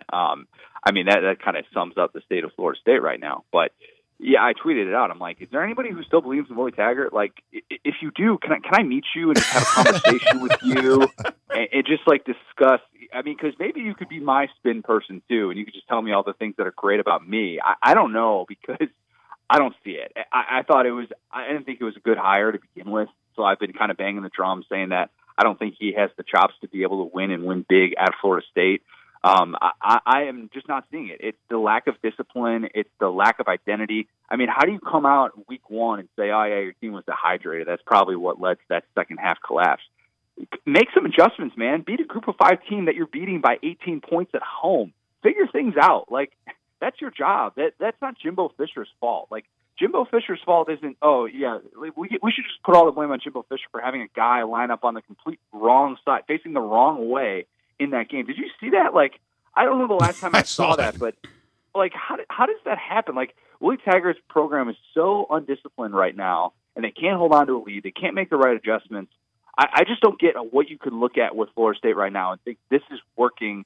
Our plan is working in place. I don't see it there. I do. If this does continue, I mean, 2 years and done for Willie Taggart in Tallahassee. I don't see him beating Virginia at Virginia this week. I can tell you that. So where the other one of those? Where do you think it's headed at Tennessee? Oh man, that's a great question. I just hopped off the radio about an hour ago with Dave Hooker, and he was trying to tell me how Philip Fulmer needs to take over for Jeremy Pruitt. So that's where Tennessee is at right now. I mean, first, they bringing back the leather helmets too. Yeah, I think they will. I think they'll run out of the wing tee, and all will be right with the world. I don't know. I mean, I think that we all kind of assumed that Tennessee would be out of the woods in year 2, that they would have some of their struggles, against the elite teams, but that they'd be able to impose their will on these, non-Power 5 teams, and that has not happened at all. That's the most troubling side of all this, is that when they need to score late and they should just be able to run the ball and take over in the fourth quarter, they can't do it. And the defensive miscue that led to that, game-tying field goal where they had the long passing play with 20 seconds left, like that's the type of stuff that even average Power 5 programs, like, they don't have that happen. They just don't. Like, Tennessee just doesn't know how to win yet, and they have a first-time head coach in Jeremy Pruitt who, in year 2, is still figuring out how to win. I mean, like, these are just the things that we maybe take for granted with these first-time head coaches. And on a different scale, we talk about it with Kirby Smart and his, some of his struggles that he's had closing out teams like Alabama. We take for granted the types of things you need to do and the types of things you need to say in those critical moments, and how to just get your team to close out a game. And I don't know if Jeremy Pruitt in the long run is going to be that guy, but I think right now it's fair to at least have some doubts as to whether or not he really is going to be the long-term fit at this program that many assumed he would be as recently as like 10 days ago. I mean, that's how crazy this thing has gotten. I thought the final touchdown of the game was pretty symbolic too, that here you are at Tennessee, you've got the guy at like the 5-yard line, but you can't even stop the pile. The entire pile just moves into the end zone. And this is BYU against US Tennessee, and you can't stop a pile in like 5 yards. BYU wanted it more. I mean, they wanted it more. Like that's all you need to see right there. And I'm not saying that the Tennessee players don't want to win and stuff, but it's totally different in those moments when you have to decide how far am I willing to push myself in these moments. And BYU, I mean, credit to them. That was such a fitting way for that game to end, where they just stole it. They just said, you know what, this game is there for the taking. Tennessee doesn't want it. We'll take it. That's totally fine. No big deal. And Tennessee still just doesn't quite have that ingredient with this team. As much experience as they returned, as much as we thought they were going to get to that 7-8 win mark in year 2, they're further away from that than we realized. That was the closest thing to rugby I've ever seen in a college football game. Right? Is that last play. He's Connor O'Gara, senior national columnist for SaturdayDownSouth.com and SaturdayTradition.com. You can follow him on Twitter at CJ O'Gara. Catch him every Monday right here during the college football season on Sports 56 Middays. Thanks, Connor. Have a great week. Appreciate it, guys. You too. When we come back for the break, we got some texts here on the First Bank text line. We will get to those. Got some on LSU, got some more on Tennessee, and got a little bit on Ole Miss as well. Do want to tell you that dirt happens, folks, whether it be at home, whether it be at the office, construction sites, office buildings, medical facilities. One place will clean all of those, and that is Hilo Commercial Services. That's Hilo, Hilo Commercial Services. You can give them a call at 277-6733. Their website is hilocommercial.com. They will clean up whatever it is that needs cleaning. They will take care of construction sites, commercial cleaning, food plant, industrial cleaning with customized services just for you based on no matter how big, how small the job is. They will customize a service just to make sure that your place is as clean as it can be. They're also experts at high dusting and reaching hard to reach places. They will get those as well. So when dirt happens, make sure you give Hilo Commercial Services a call. Again, 901-277-6733 or online at hilocommercial.com. And again, that's Hilo. Whether it be at home, whether it be at work, a construction site, or whatever you're looking for, Hilo Commercial Services will take care of you. Again, hilocommercial.com. All right, your texts, your calls, your tweets when we come back. Plus, Gardner Minshew made some history in the NFL. We'll tell you what that was. We'll have our good, bad, and ugly to get to as well. Talk some NFL. Got a long way to go. This is Middays on Real Sports Talk, Sports 56, 96.1, and 87.7. Sports 56 now has 2 FM homes. You can now find Real Sports Talk on 96.1 as well as 87.7 on your FM dial.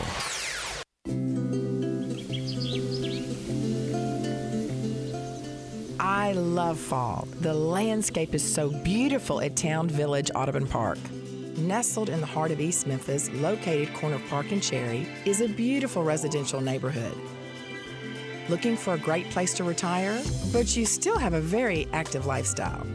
Then visit Town Village. Only requirements that you're 55 plus. Prices per month starting at $2,300. Gourmet Chef Drew invites you to visit our restaurant and bistro. Package includes 3 complimentary meals per day, maid service, free local transportation, daily check-in, monthly coffee club, themed dinner parties, lots of fun. Visit us and call Daniel at Town Village Audubon Park at 901-374-7342. There's no place like home. Town Village Audubon Park.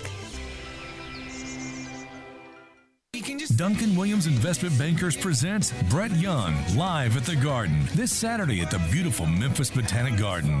One night, Brett Young, all the hits, with opening act Riley Green. Tickets on sale now at Ticketmaster.com. For more information, visit liveatthegarden.com. Doors open at 6:30. Show starts at 8:30. Also presented by FedEx, True Green, Infinity of Memphis, Regions Bank, Radians, Pro Show, Mahaffey Tent, and PDR. Brett Young live at the Garden this Saturday. I almost never go to Central Barbecue without running into somebody I know. That could be because you only eat at Central Barbecue. It's because Central Barbecue is where Memphians go to get barbecue and has consistently been voted the most popular barbecue restaurant among locals. Actually, that's really saying something. I know. Memphis is the nation's capital of barbecue. With all the choices, people who live here go to Central Barbecue.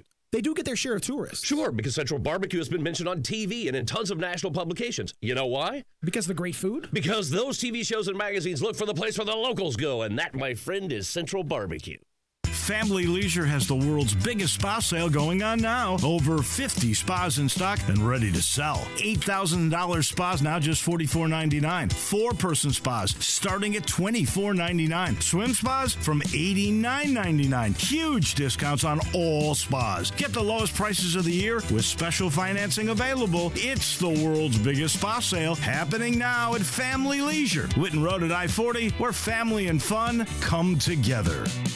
Tuesdays are the worst. They're all that stands between you and the downhill part of the week. But now they're a lot less worse, because Wing Tuesdays at B-Dubs are buy one, get one free traditional wings. So Monday, you may kick off the week. Wednesday, you may have a cool nickname. Thursday, you might be the almost weekend. But watch your back, because Tuesdays just officially became Wing Tuesdays. Buffalo Wild Wings. Roar!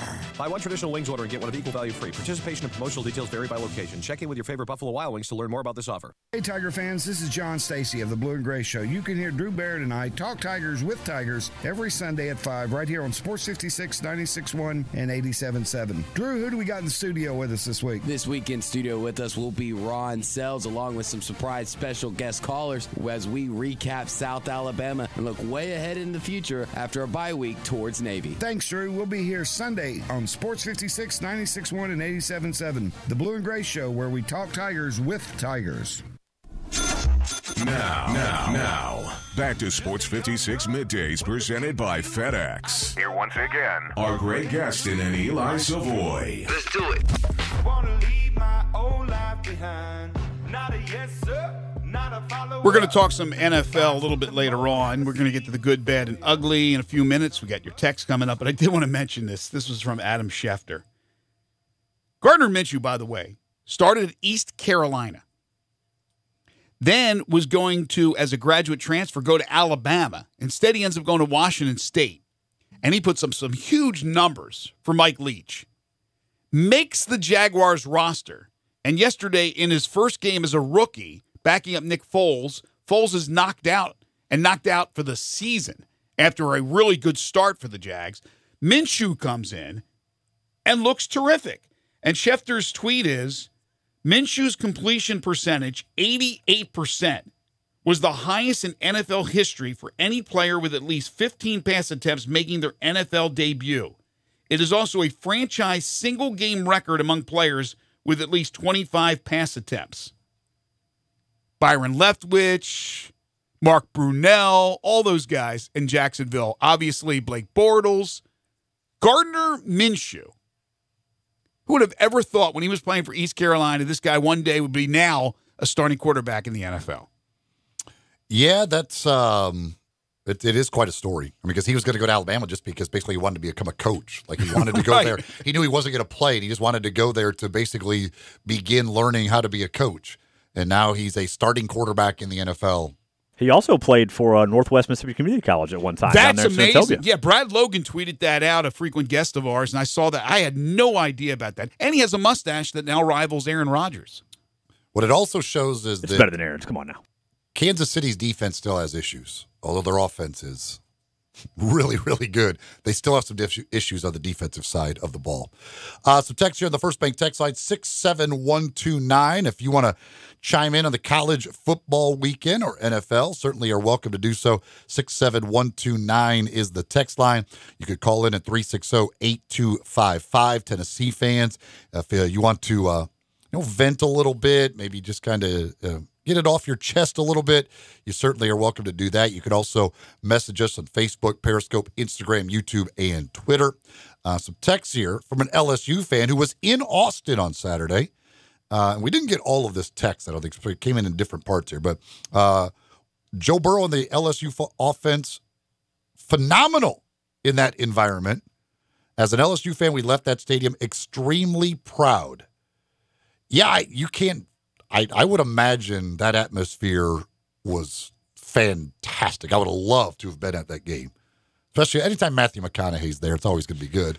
And but yeah, I can imagine, because this was the chance for Texas on the grand stage on their home field to prove that we truly are back, and to see LSU go in and do that was incredible to me what Joe Burrow did to them. Well, as you know, I've been to Austin and saw my Terps beat beat Texas a couple of years ago, and it is a great atmosphere. So I can only imagine LSU taking over Austin. Those fans after that game, the Longhorns fans, man, they were upset to say the least when their team lost to Maryland. They were upset when they lose to anybody. And this one, when they had a chance, they went back and forth. But really, LSU watching what they can do now on offense is fun. And that was a nice win for them. I still think Texas is certainly moving in the right direction. But LSU, look out. I still don't think they're good enough to beat Alabama, but they're going to make a lot of noise this year. Somebody else texts in, says LSU scored so fast on their drives compared to Texas that the LSU defense was getting worn down. Yeah, LSU did. They scored fast on some drives. There's no doubt they did that. And that's, listen, I've always going to believe in the LSU defense. Yes, I know that Ellinger put up some big numbers, but I think Texas is pretty darn good, like offensively. So it's not that big a thing to have Texas put up some points against you. But the LSU defense is always going to be solid. I don't care who's the coach there, what's going on, because they're always going to have good defensive players. That's never going to be a concern. You put them with this type of an offense, this is a very dangerous team. Do you remember the LSU player who said, I was taken back basically by what Ellinger was? We did not expect him to be that good. And even Coach O said that. We knew he was good.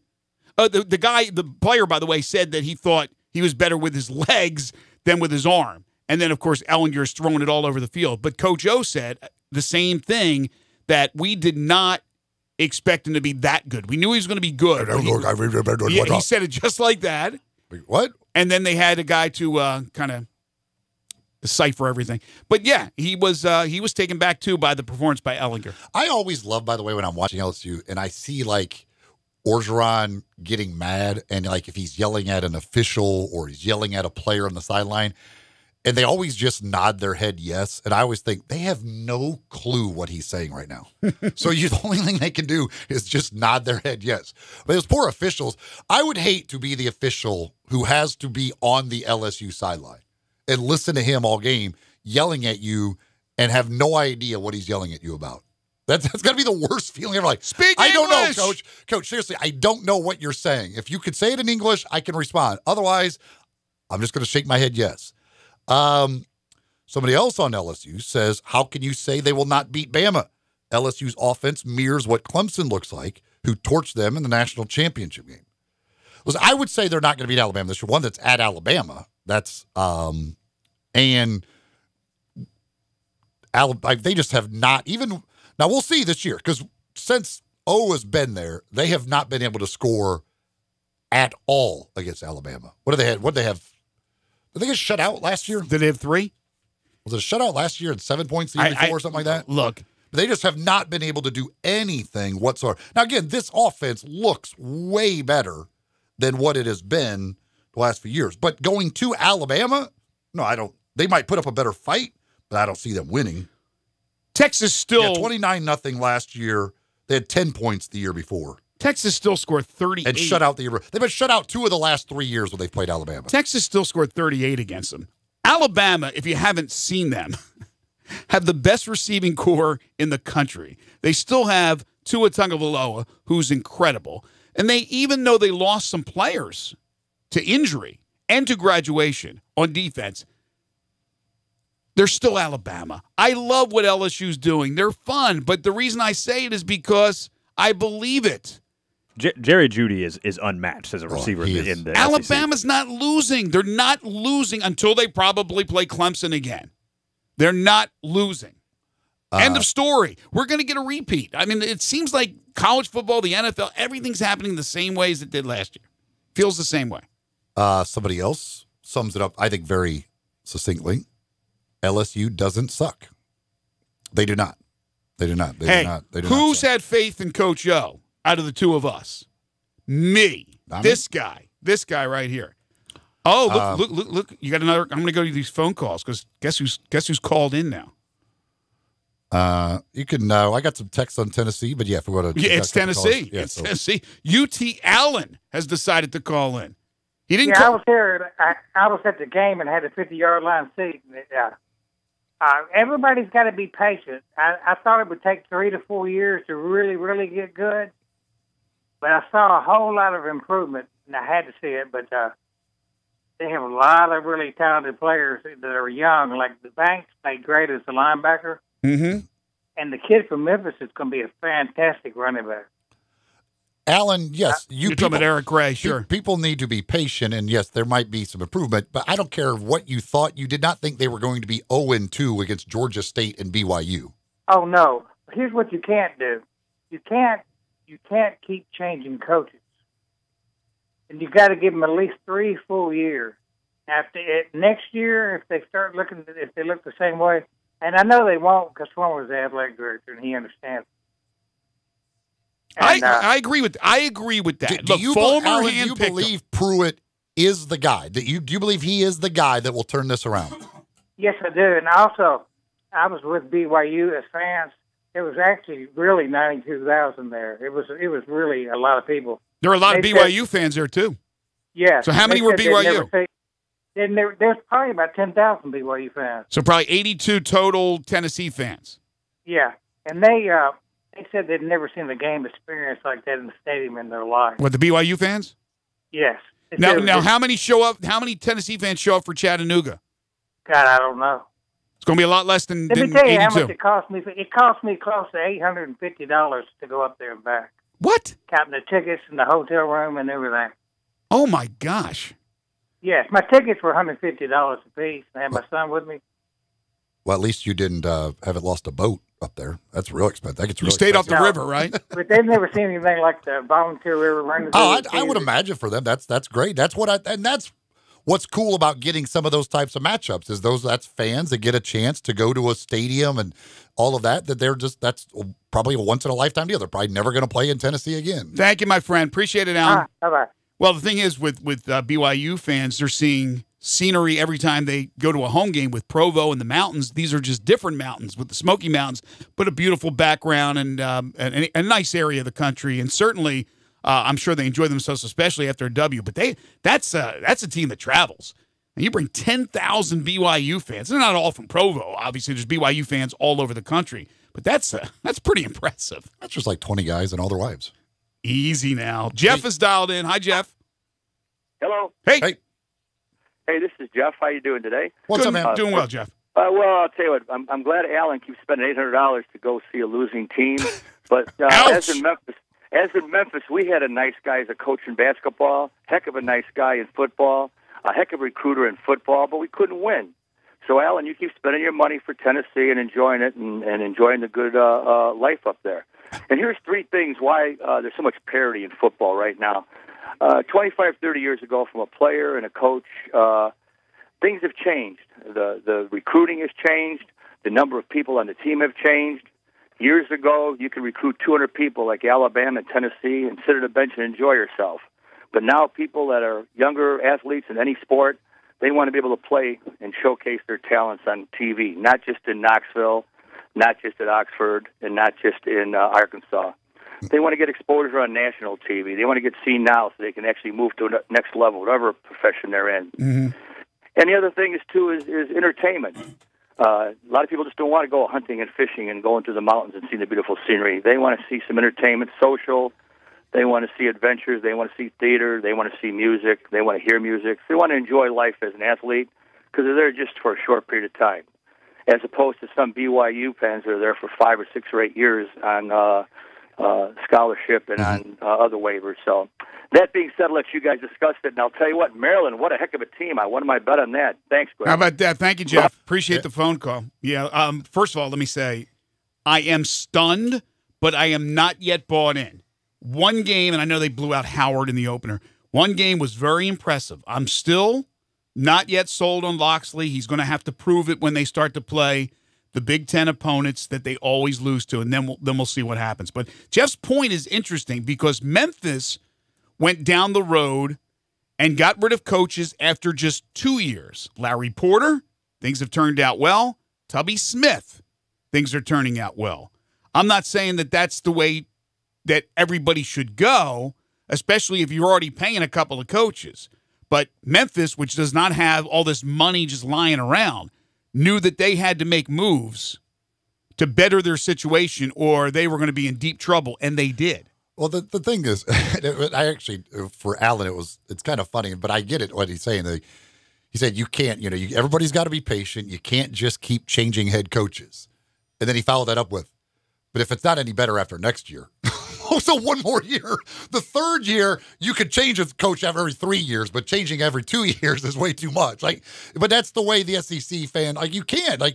If and this is hard. I get it. It's for these ADs. It's trying to figure this out. Because you be patient and it doesn't work out, you're just falling further behind. That's the problem. If you're saying, no, he's our guy, we just got to be patient. Suddenly 3-4 years go by, he hasn't turned it around. Now you're just further behind Georgia and Florida and everybody else. It's hard. It's very difficult in these places. But he's a fan of that team. I know Allen is a huge supporter. As he just said, he's spending $800 a week. If he believes Jeremy Pruitt's the guy, then the more power to him. I don't, judging on these two games, it's hard to be able to say, yeah, he's the guy that's going to get this turned around. Well, I don't think we can overlook the fact that Tennessee's charging $800 for people to come watch that trash team. That's criminal. It wasn't $800 for he's tickets. talking about with a hotel. I mean, the hotels there are expensive because they know everybody, they're going to all sell out. He's talking about gas and travel and then the food and dinner and staying Just making over. sure that wasn't all ticket prices. Look. Here's the bigger problem, and I know Tennessee has changed administrators. They've changed ADs. There's been so much crap that's happened up there. But if you start to miss 2, 3, 4 times in a row on a coach, there's big issues. There's big problems. You can't afford to miss that many times in a row. That's why they keep going through everybody up there. There's chancellors and ADs and everybody. Right. They're trying to find the right combinations. I mean, you have a little bit more leadway in a Power 5 because you have more money to absorb the losses. You can ill afford it in a group of 5 to go through a couple of bad coaches. And luckily for Memphis, they saw what was happening. They had the foresight to make those moves. Somebody texts in here, says the word in Knoxville is the police that pull people over for speeding are handing out football tickets instead of speeding tickets in an effort to get fans to show up. Well, let's. I can't. They're still showing up. I wonder what the crowd will be this week against Chattanooga. Well, here's the thing. 30,000. It seats over 100,000 people. Yeah, no, there's going to be more than 30,000. So he had 90. He said that was his guess. I don't know if they announced that. Maybe he knew that for a fact. 92,000. He guessed 10,000 BYU fans. That's 82,000. That's coming off the loss to Georgia State. 82,000 Vols fans. That's still a lot of fans. Chattanooga, it's going to drop. But even if it's 70,000, that's still a lot of fans, man. That's a lot of people. It's not a huge metropolitan area. So there's still support, and those fans have to be dying right now, not only with what's been going on over the past several years, but this year when the anticipation was we're going to see much improved play, and we haven't seen that so far. Somebody else says, I agree that they missed opportunities to score early in the game. That falls back on Jarrett Garantano. Yes. Yep. Yeah, I mean, and that's the thing. Now, here's the thing. You talk about Jeremy Pruitt, whether he's the guy. I don't know what they have right now as far as the recruits of this past year, what they've got coming in. If they get the right quarterback, they might be able to turn it around pretty quickly because I think there is some other talent there. But right now, they just don't have a very good quarterback, and it's hard to win in any level of football if your quarterback isn't very good. Right. No, it's a good point. They should be able to go out there and find a good quarterback. It shouldn't be as hard as it seems to be for Tennessee. Lawn Solutions is a locally weed-controlled fertilization company that serves the greater Memphis area. Brandon Holly is the owner of the company. Great guy, big fan of football, big fan of the Tigers. He was at their opener against Ole Miss, or is he a big fan of Ole Miss? I think he is. But Brandon Holly is certainly a fan of all sports in the area and supports all the local teams. And I am happy to call him a friend. He does a great job with his company, and he has a team of professionals that can take care of your lawn. He's just a nice guy, folks. I suggest if you need to get rid of those weeds on your lawn to make it a nice, green, plush, beautiful lawn, you call Lawn Solutions. Call Brandon, 901-867-5626. Tell him I sent you, or go online to lawnsolutionsinc.net. They will control the germination of the weeds all year long. They're applying post-emergence right now, and then the pre-emergence they'll lay down in the winter. So it's a lot easier to prevent the weeds from popping up than it is to kill them. They can take care of that as well. But if you have them take care of your lawn all year long, when spring is sprung, there's no weeds. They can also take care of any disease your lawn has or any insect infestation. It's Lawn Solutions. Call Brandon, 901-867-5626. Locally owned and operated. The phone number again, 901-867-5626, or online at lawnsolutionsinc.net. More of your text messages. I've heard from our Dre, the Florida State fan, has chimed in. And in case you can't guess, he's not very happy. Some other folks on Ole Miss and Tennessee and LSU. And you can get your text in 67129. You can call in 360-8255, the First Bank phone line, First Bank text line here on a Monday. All right, and then we'll get to the good, bad, and ugly in hour 3, including a look at the NFL. This is Middays on Real Sports Talk, Sports 56, 96.1 and 87.7. Listen online anywhere, anytime at sports56whbq.com.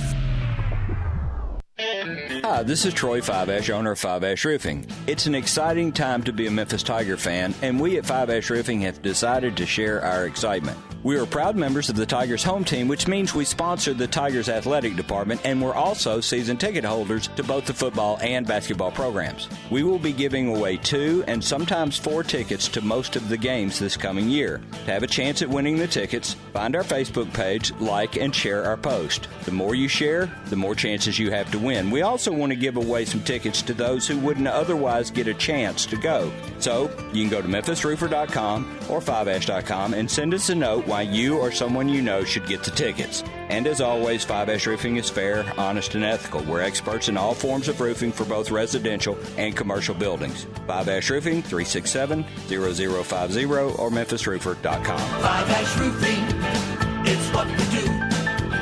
We're here for you. Hi, folks. Rob Walker, Infinity of Memphis, and we've got a new Infinity crossover vehicle that has raised the standard of comparison to a new level. Imagine having both sports car performance and eco-friendly efficiency on demand, working together to empower every driving experience. The result of 20 years of engineering, QX50's award-winning variable compression turbo engine is the world's only engine of its kind. Like 2 engines in one, it delivers a combination of power and efficiency that is truly in a category all its own, and only Infinity has it. You'll never sacrifice performance for the sake of efficiency again. And the new QX50 offers more horsepower than its Audi, Lexus, and Mercedes competitors. Add to that QX50's award-winning sumptuous interior, and you have the best combination of performance and comfort in the mid-size crossover segment. Infinity of Memphis and online at infinityofmemphis.com. Put the Case IH legacy of power and efficiency to work in your hayfields and feedlot. Mid-South Ag Equipment has tough Case IH farm-all tractors that can handle a variety of chores fast. With their expert blend of engine and hydraulic power, farm-all tractors can easily tackle loading and material handling chores, as well as mowing and baling. Models range from 65 to 90 horsepower, so you're sure to find one that's perfectly powered for the jobs you do. Stop in or call 662-890-3141 to learn more. That's Mid-South Ag Equipment, your Case IH headquarters. If you're going on vacation, making a college campus visit, or if business takes you out of town, there's just no better place to board your dog than Barks and Recreation, 965 Reddick Cove between Bud Davis Cadillac and the Blue Plate Cafe in East Memphis. Boarding, daycare, grooming, we have the best of everything at Barks. Indoor-outdoor kennels so your family member can go in and out as they please. Indoor and outdoor play areas. 4 walks a day. Group play and individual attention from the best staff in the Mid-South, which includes an overnight staff to ensure the safety and comfort of your pet 24 hours a day. All reasons to choose Barks and Recreation above all other boarding and daycare facilities. BarksDaycare.com or 509-0909. Check us out and make your reservations now at BarksDaycare.com. If your dog could speak, he'd say Barks. DeSoto Auto Sales specializes in late model cars with low mileage. They have the highest standards in the car industry. All of their cars are test driven, checked out from head to toe, unlimited inventory, every make and model, and if it's not on the lot, they'll find it for you. Walk in the door of DeSoto Auto Sales, 5704 Goodman Road. Within 45 minutes, you can test your car, get credit approval, and finish paperwork within an hour. No shortcuts at DeSoto Auto Sales. Kind, courteous employees, a down-home environment. DeSoto Auto Sales cares about your time. Lowest prices in a 350-mile radius. We're living in a world today where time does matter. Visit them online. Check out their referrals. DeSotoAutosales.com. Very proud to serve DeSoto County and other surrounding areas. DeSoto Auto Sales, 5704 Goodman Road. Call 662-890-7184. 662-890-7184. Come on down to DeSoto Auto Sales. Now, back to Sports 56 Middays presented by FedEx. Here once again are Greg Gaston and Eli Savoie. Let's do it. Well, she was an American girl, raised on promises. She couldn't help thinking. So some more texts here. Somebody does say Tennessee has Harrison Bailey at quarterback committed for next year. Supposed to be a top 50 player. Okay. You know, that's the thing. Like, if they can get a quarterback, a really good quarterback, they can turn it around. Garantano was not that guy. I'll tell you that much. It ain't turning around with him at quarterback.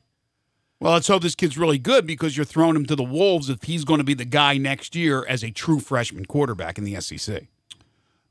Somebody else says, so if I'm a talented UT player and want to transfer because I have a sick relative somewhere I need to be closer to, can I do that? Sure can. You can. The portal's open. You can jump in that portal and spin around, see where you come out. And who knows whether the NCAA will grant you a waiver or not.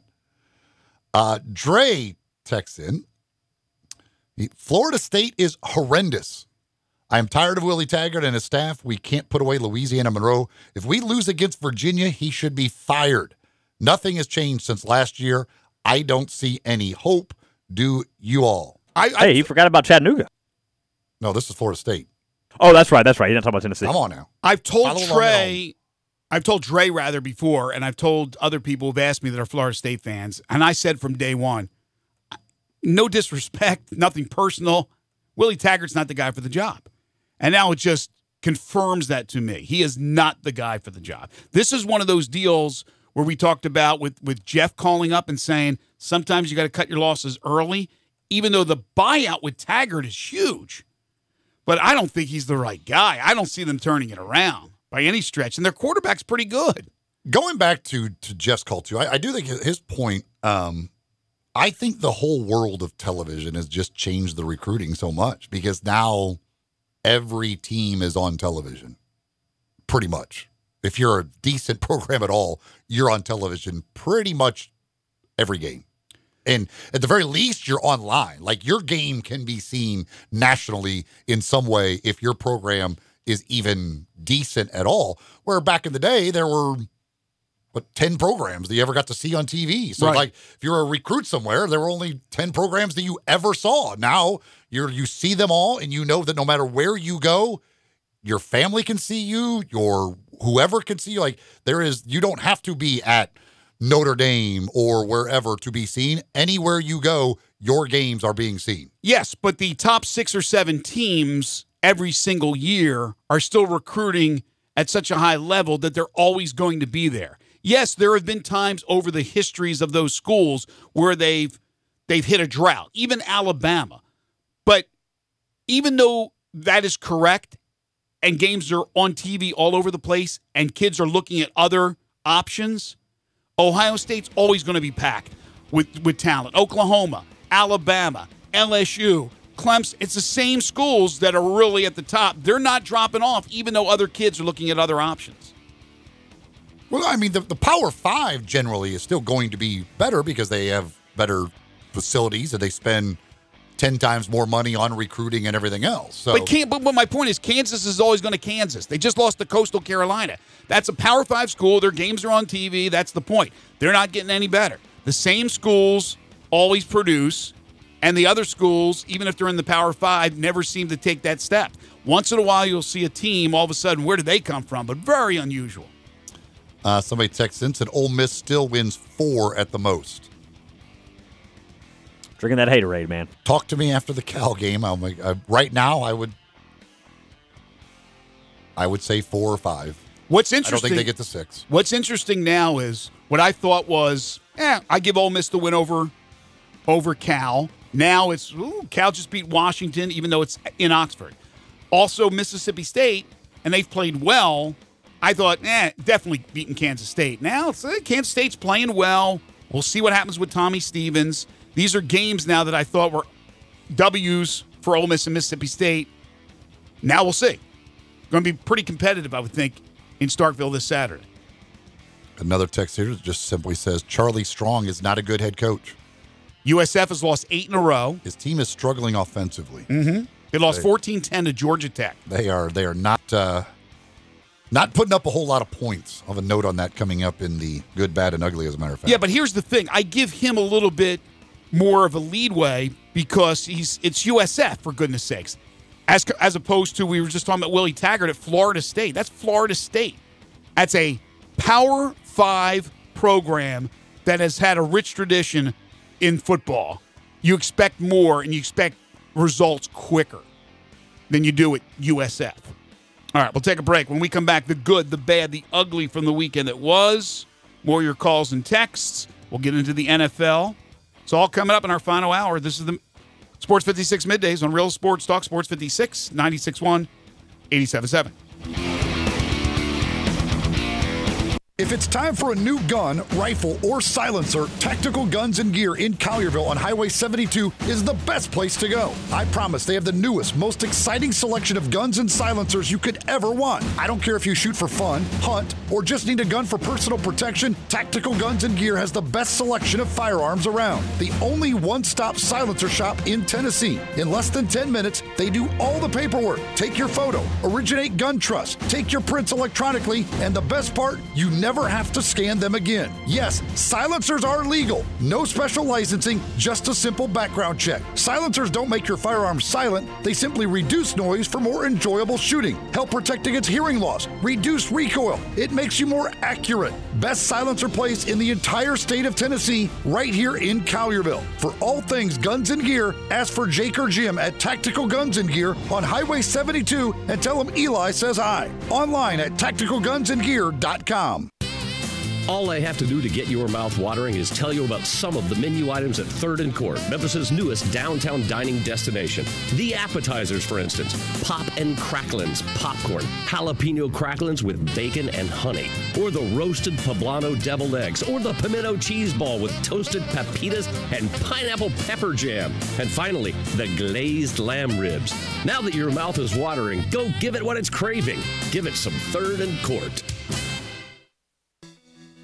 It may not be stomach issues.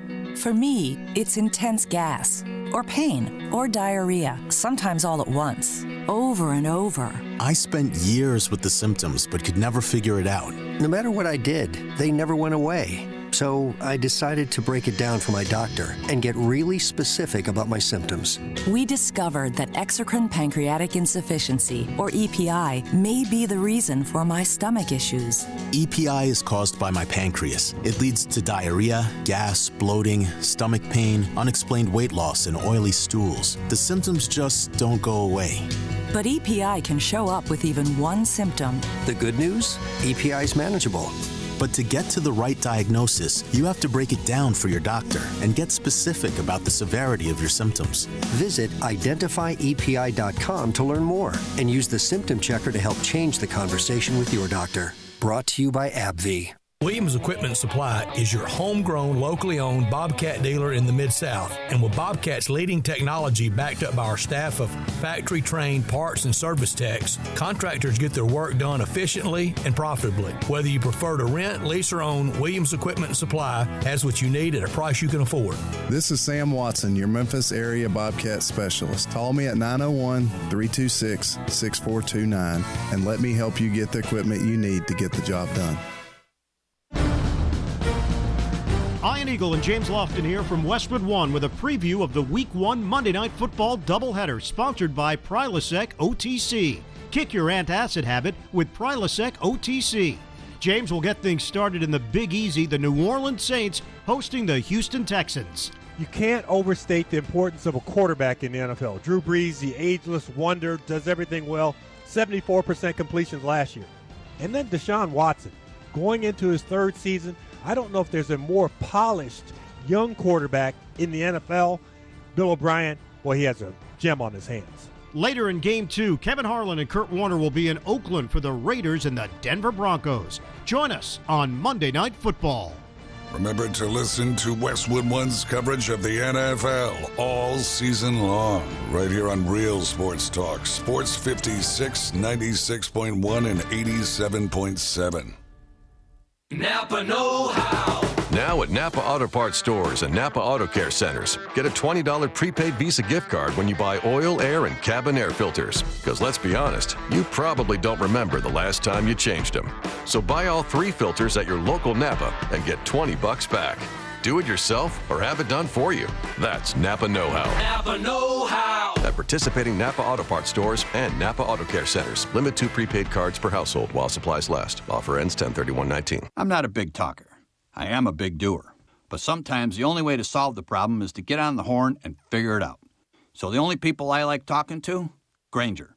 With knowledgeable product experts, ready with the answers to my toughest questions, calling Grainger is the one conversation I don't mind having. From machining and motor parts to valves and vacuum pumps. When it comes to solving my problems, Grainger's got my back.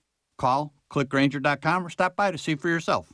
Grainger, for the ones who get it done. We are Sports 56 WHBQ Memphis, WIVG-FM Tunica Memphis, and WPG-FLP Memphis. Flynn Broadcasting Stations.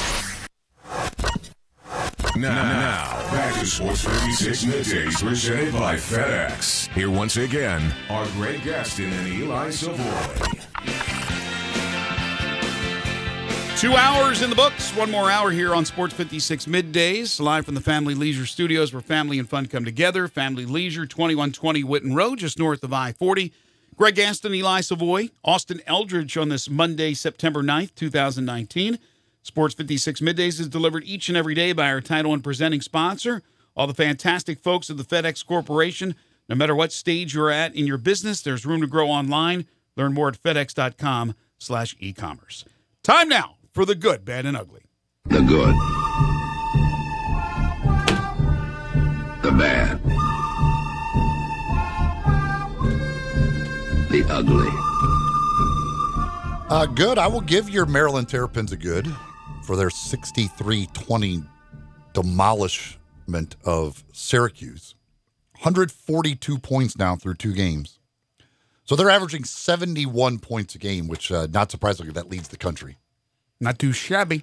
USF, on the other end, 130th in the country, 5 points per game. So right now, Maryland is outscoring South Florida by 66 points per game on average through 2 games. Jeez. That's 71. I don't care who you are. I don't care. And I don't, especially, well, heck, one of the teams was ranked. If you're averaging over 70 points a game through 2 games, that's damn impressive. Yeah, Josh Jackson, the transfer from Virginia Tech, who was playing for Fuente. Justin Fuente at Virginia Tech has done a great job as a grad transfer. Look, 79 against Howard, I was like, who cares? But to do it against Syracuse, and it looks like Syracuse may be a little bit overvalued, if you will, coming in as a ranked team. But that was nice. Nice to see. Got a lot of team speed, Maryland does. Did Dino Babers give a thumbs up to Mike Loxley after the game? No, he gave a thumbs up to Hugh Freeze, who was down in Lafayette, Louisiana. I give a good to Joe Burrow and the LSU offense. 471 yards, 4 touchdowns, 3 100-yard receivers. Justin Jefferson, 9 catches, 163, and 3 touchdowns. Jamar Chase, 8 for 147. And Terrence Marshall Jr., 6 for 123 and a touchdown. 300-yard receivers in a game is very difficult to do. It's a rarity, especially in college ball. I mean, that's just really hard to do. Mm-hmm. I mean, it's just, and the fact that it never happened at LSU, who has produced a receiver or two throughout their history, that tells you something how hard it is to do, that they had never done it. Joe Burrow is legit. Speaking of quarterbacks, Keaton Slovis, the true freshman quarterback at USC, throws for 377 yards and 3 touchdowns in his first career start in the win over Stanford. They outscored Stanford 21-0 in the second half of that game, and it's a big win for Clay Helton out there at USC. And he will join us on the show on Wednesday. Mac Brown, 2-0 start at North Carolina. And heck, he's got wins over 2 Power 5 opponents, South Carolina and Miami. Maybe Mac Brown just has the magic. They like playing for Mac Brown. The bad news today, losing their starting quarterback. And I think they're in for a tussle with Wake Forest this week. But so far, so good for Mac. Army with taking Michigan to double overtime, even though they did come up short. And they probably would like to have the play call back on the pass attempt down near the goal line in the third quarter. But back-to-back years now, they've gone to overtime with Oklahoma and Michigan. That's pretty damn impressive by Army. Yeah, and look, you and I both called it. We loved the plus 22.5 with Army. I didn't think they were going to win the game, and they ended up not winning it, but they came pretty close. Jerry Palm's guy, Rondell Moore, 13 catches, 220 yards, and a touchdown in the victory over Vanderbilt. So through 2 games now, 24 catches, 344 yards for Rondale Moore. That dude is... How high will he be drafted? He's unstoppable. Like, it's crazy. Every single game, like, you can just... Basically, his baseline is like 10 catches for 140 yards. Like, that's... Okay, he's just going to get that. How many more does he get is the question. Mm-hmm.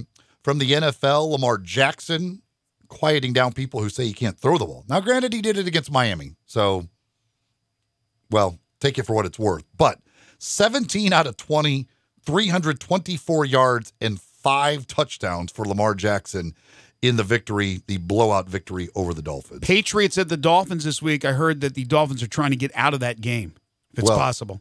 According to Mike Florio, most of the Dolphins are, because they're trying to get off the team. So they are, yes, trying to get out of that game. Speaking of the Patriots, my goodness, just destroyed the Steelers 33-3.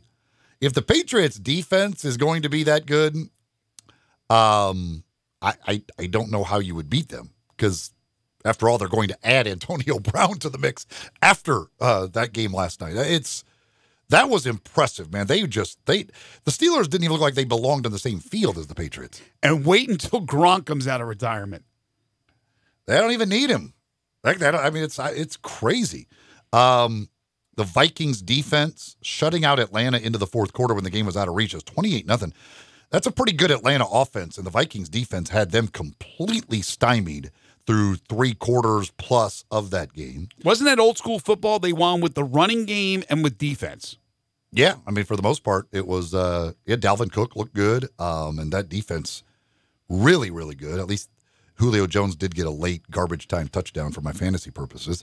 And then I give a good to Kellen Moore, the new Cowboys offensive coordinator, who the debut of his offense looked really, really good. Dak Prescott looked really good. They had receivers running open all day long. Didn't have to use Zeke that much in his first game. Got everybody involved. 4 different receivers had a touchdown in that game. That Randall Cobb looked refreshed and looked like the old Randall Cobb from his days back in Green Bay. That was a very impressive performance. Again, it was against the Giants. So I tapped the brakes a little bit. But Kellen Moore, who has only been a coach basically for 1 year before this year, now taking over as offensive coordinator. That was a hell of a debut as a coordinator. It sure was. And Dak didn't hurt his cause, did he? With the game he had. He looked great in this. I mean, he made all the throws that he needed to make. Amari Cooper, a big game. They got Jason Witten a touchdown in his return. Yeah, I mean, that was a very impressive offensive showing against what is a bad Giants team. All right, I'll start out locally, and this just came down. Brady White named to the AAC Weekly Honor Roll. He went 17 for 21, 337, 2 touchdowns, and no interceptions. He was hit, the blindside hit the one time, though, fumbled, and they returned it for a touchdown. There was nothing you could do about that. He was just rocked on that one. Luckily, he wasn't hurt. But Brady White throwing down the field, finding different receivers, going to the tight end. Strong game for him. Also, Memphis special teams with the 2 block punts, 1 return for a touchdown. And I thought Kenneth Gainwell did a great job as well. So nice job by all those guys in the Tigers win. I give a good to the Ole Miss defense once again. And to Matt Corral in his second start, went for 246 and 2 touchdowns. Scotty Phillips had a big game. But the McIntyre defense has been the story so far to the start of the season for the Rebels, who are 1-1. You already talked about Joe Burrow. What a game he had. Listen to this. Burrow and Ellinger combined to go 62 for 86, 878 yards, and 8 touchdowns. It's pretty good. Not too bad, right? That was the premier game, no doubt about it. Like, the 2 weeks of college football now, we've had the premier game of the week has been really good, has been very entertaining. This week, we don't even have a matchup of ranked teams. Because the schedule, quite frankly, the schedule for the first 3 weeks of this year has been pretty darn bad. There aren't many good matchups. But at least the premier matchup each of the first 2 weeks has turned out to be a great game. That's true. And you never know when you're going to have a surprise, like Army almost pulling it off, or Cal in the late game that you stayed up late to watch and knock off Washington. But on paper, yeah, not a lot of great matchups. I give it good to the SEC. And look, I was going back and forth with John Harden and other people. I know they have some teams at the bottom, like they're 11th through 14th teams that are bad. But in the AP poll that was just released yesterday, they have 5 of the top 9 teams. 2, 3, 4, 8, and 9. It's not too bad when you have 5 of the top 9 teams in the polls. I give a good to the Missouri Tigers for the bounce back. They hold West Virginia to 171 yards. And Kelly Bryant throws for 3 touchdowns. That's after the loss at Wyoming. You mentioned my Terps. 63-20 rout of number 21 Syracuse. Josh Jackson, 296, 3 touchdowns. I give a good to Jalen Hurts. Oklahoma quarterback has 9 total touchdowns in 2 games and 7 incompletions. That's pretty good, too. By the way, I thought it was nice of the Syracuse defense to play that game in a hospital bed. Oh, don't make me laugh. Keaton Slovis, as you mentioned, for USC. What a debut. 28 of 33, 377, and 3 touchdowns. I give a good to Arkansas State. The return of Blake Anderson. They go to UNLV, and they roll the run and Rebs 43-17. And I know that had to be very emotional and inspirational to have Coach back. Colorado and Mel Tucker. They rally from a 10-point fourth-quarter deficit, beat Nebraska 34-31 in overtime. That was a bad loss for Nebraska.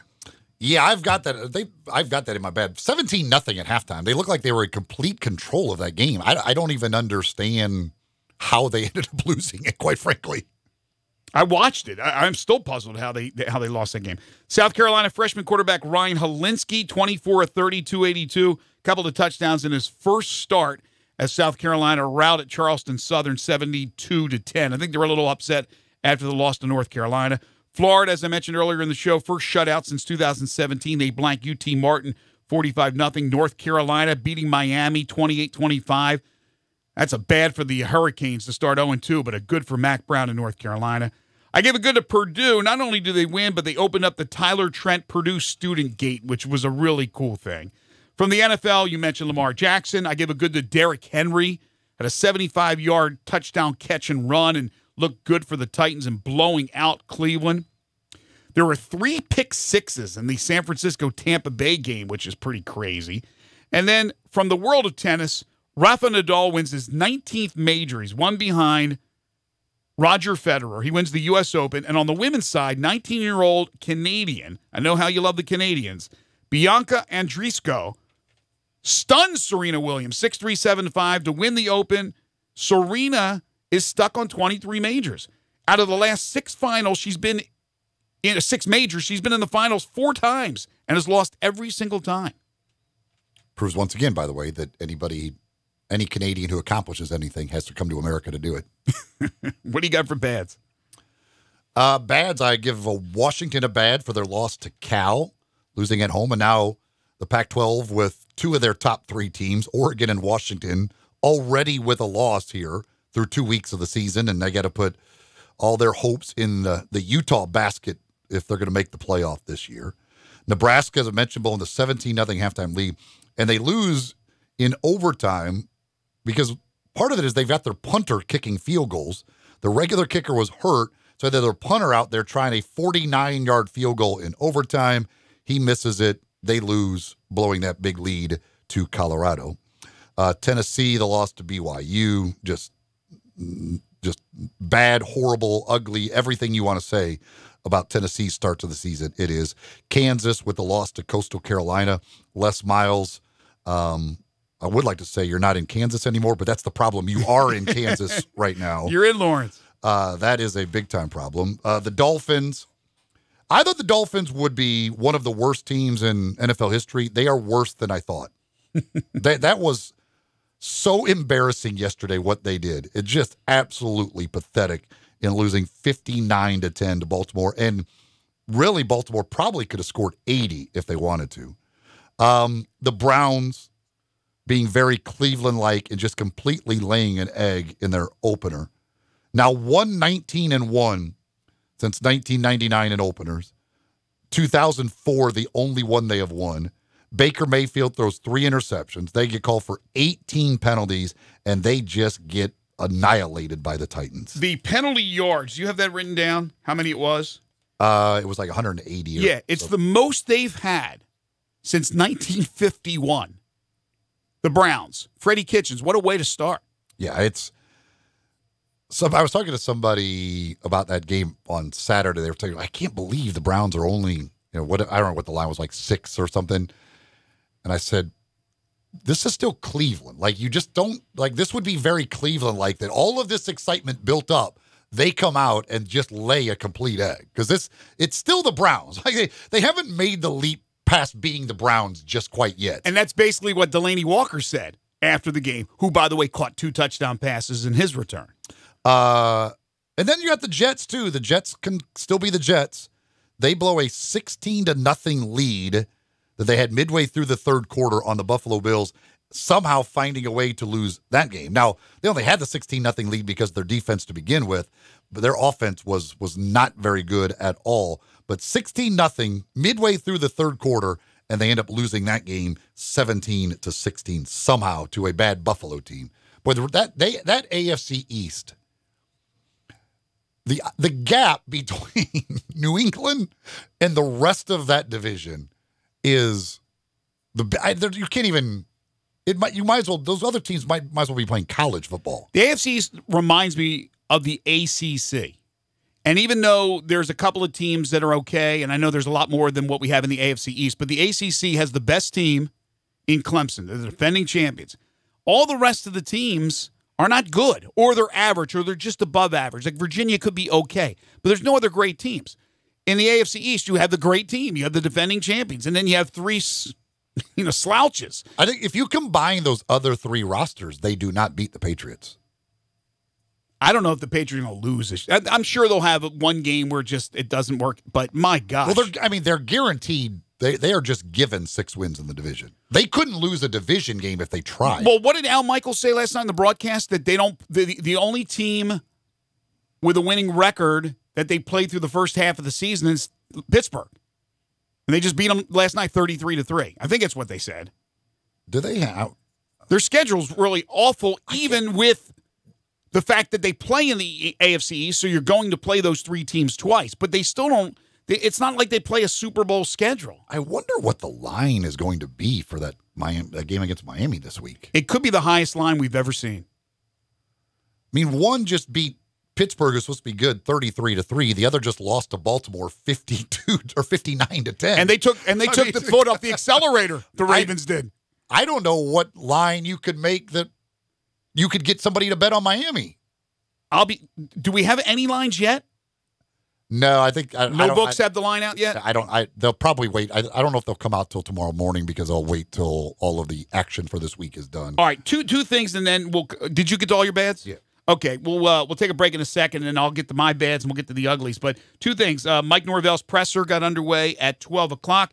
He said Patrick Taylor doubtful for Memphis this week against South Alabama. Says he expects it to still be a couple of weeks before he returns. Again, the news I heard from a couple of media members who got some pretty good information, they feel, but I don't know, I didn't confirm it, was that Patrick Taylor could be out for up to 6 games, miss the first 6 games of the season. So this is a little bit more serious than everybody thought, but no official announcement other than Taylor is doubtful and that Mike Norvell expects him to miss a couple of weeks, at least a couple of more weeks.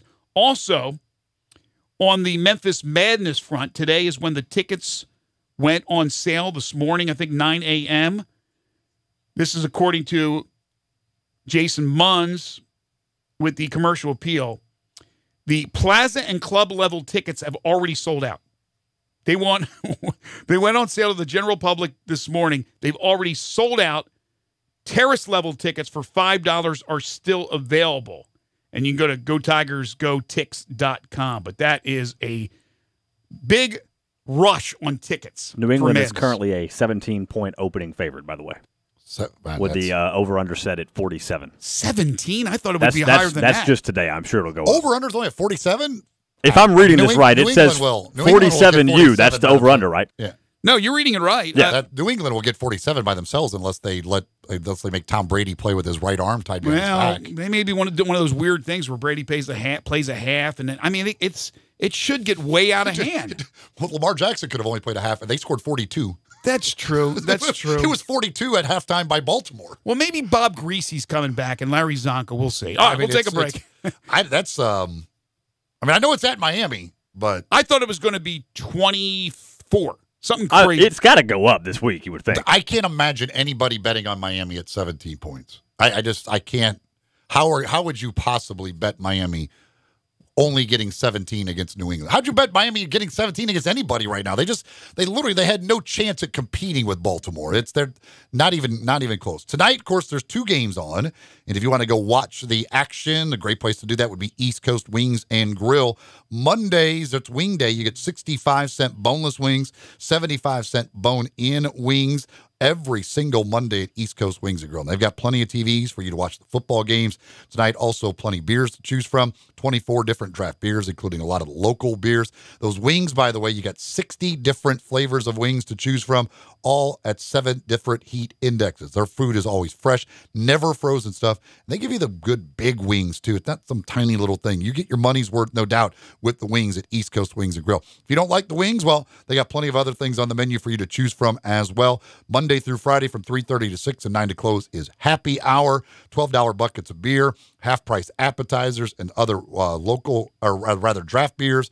Also 2-for-1 wines for ladies. Tuesday night, they do poker night. Wednesday night, they've got live music. Always good stuff going on, and the games are always on at East Coast Wings and Grill. Highway 64, right next to the Lowe's. It's between Lowe's and Walmart there, just off Highway 64, East Coast Wings and Grill. As you can only imagine, the photoshopped stuff of Jeremy Pruitt with the Titanic pose with Phil Fulmer is out there on social media. He is not the king of the world. He is anything but the king of the world. This is Middays on Real Sports Talk, Sports 56, 96.1 and 87.7. Sports Time with Rollo and Stats. Every weekday afternoon from 3 till 6. Right here on Sports 56, 96.1 and 87.7.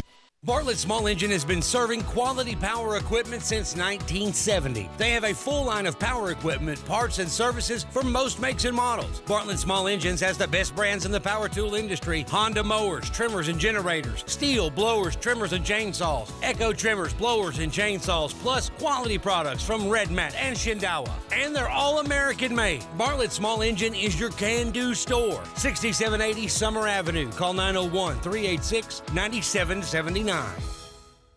There's a new commissary in town in Collierville. Germantown Commissary is doubling. Yeah, they're still going to have the old Germantown Commissary by the tracks, but now there's a huge new Germantown Commissary in Collierville at Poplar and Houston Levee Road. It's huge, too. There's a drive-through. There's plenty of parking. No telephone pole to get in your way. A cool patio. It's right by the track, so the tradition continues. And this is a tradition that's been around forever. That commissary is famous for hickory-smoked, slow-cooked Memphis-style barbecue.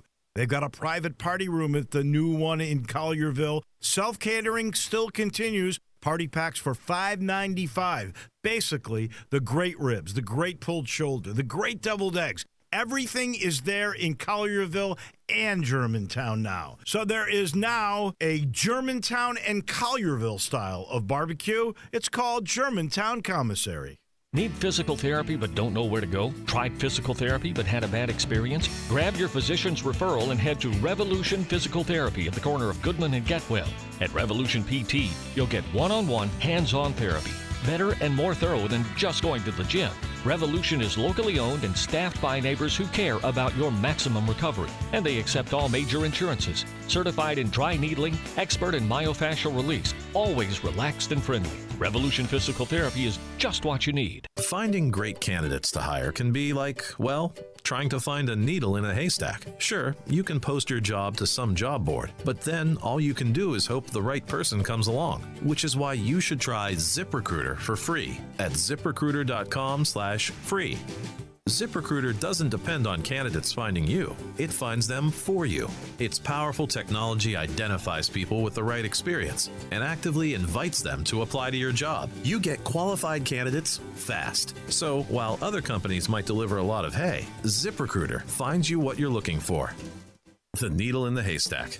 See why 4 out of 5 employers who post a job on ZipRecruiter get a quality candidate within the first day. ZipRecruiter, the smartest way to hire. And now you can try ZipRecruiter for free. That's right, free at ZipRecruiter.com/free. That's ZipRecruiter.com/free. ZipRecruiter.com/free.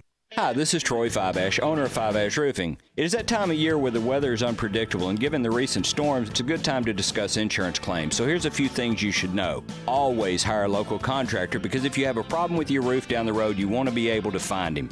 Never allow anyone to pressure you into signing a contingency contract. They're used as sales tools, making you feel committed, and the truth is, those contracts are not worth the paper they're written on. Be careful of door-knocking salesmen. Some are reputable, but many are not. They canvass the neighborhood and tell everyone to file a claim, working the percentages and not caring if you file a claim even when they know the likelihood of it being approved is low. Some will even damage your roof, hoping to convince the adjuster it's storm damage. That's fraud, and contractors have gone to jail for that. So do your research and know who you're hiring. Fiveash Roofing, the official roof of the University of Memphis Athletic Department. Fair, honest, and ethical. 367-0050 or memphisroofer.com. Fiveash Roofing, it's what we do. We're here for you.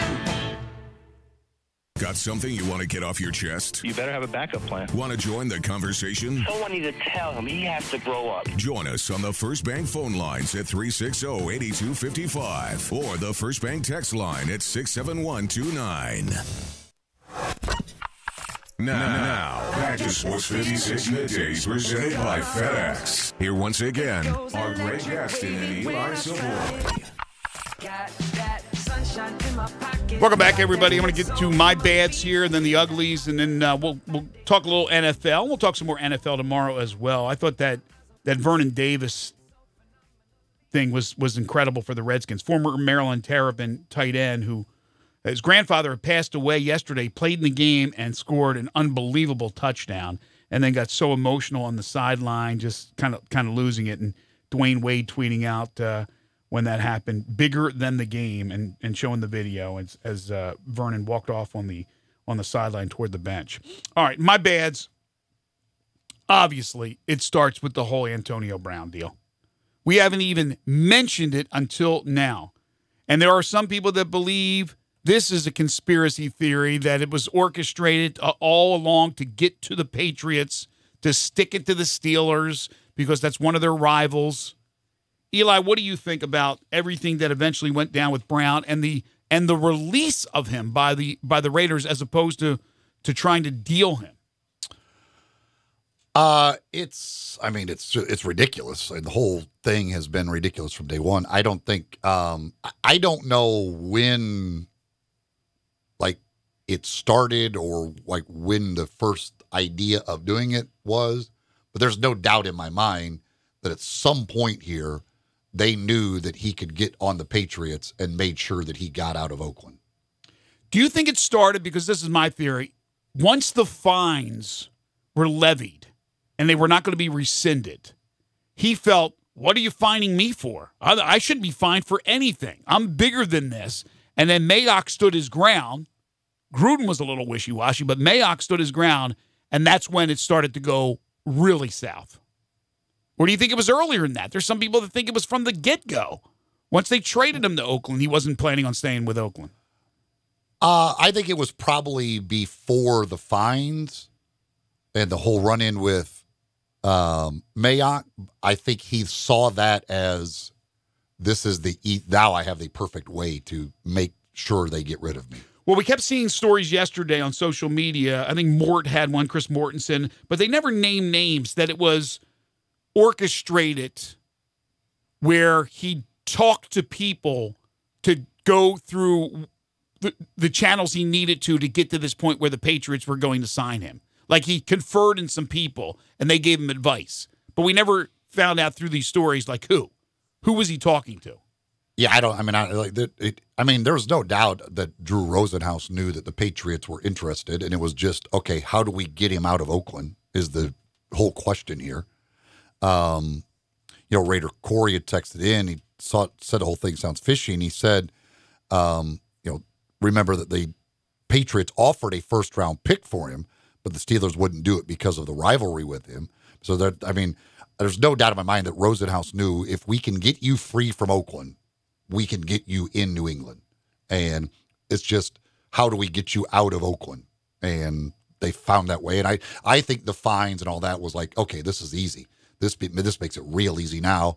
And then you get in a fight with the GM. Certainly that big. But I think the problem was I think Gruden really wanted him so bad that he just wouldn't get on board with cutting him until he finally realized, okay, like once he asked to be released, Gruden knew, like, okay, well, then if he clearly doesn't want to be here, and now he's just openly saying he doesn't want to be here, I have no chance at being able to coach this guy. Well, I know there are some people that will still support him. I don't know how seriously people can condone these actions, these antics. I mean, what is it telling everybody out there who plays the sport and kids?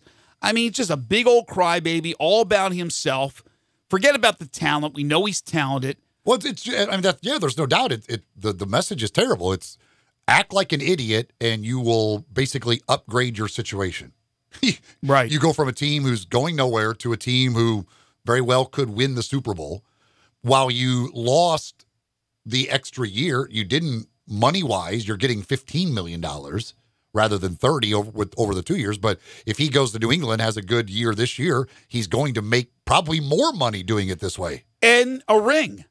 There wasn't going to be a ring in Oakland. There's a good chance you can win a ring in New England. But I'll tell you this. He starts to do what he's done in his career, Belichick will get rid of him in a second. In a heartbeat. In a New York minute, he will be gone. So we'll see if he's on his best behavior. My other bads, UT secondary, obviously the bust that led to the tying field goal. The Tommy Stevens injury, although, again, I don't know. The buzz is that it's not that serious. He was 9 of 10 for 105 yards and 2 touchdowns before he went out. The Louisiana Monroe kicker, Jacob Meats, who missed the extra point against Florida State in, was it double overtime? And they ended up. That was in I believe that was second overtime. And the Knowles survived 45-44. We got the meats. We got the meats. Army had multiple opportunities to defeat Michigan. They didn't do it. 22.5-point underdog. Lose 24-21. That last play, obviously, Michigan, you got to give them credit. They made the play, caused the fumble, and won the game.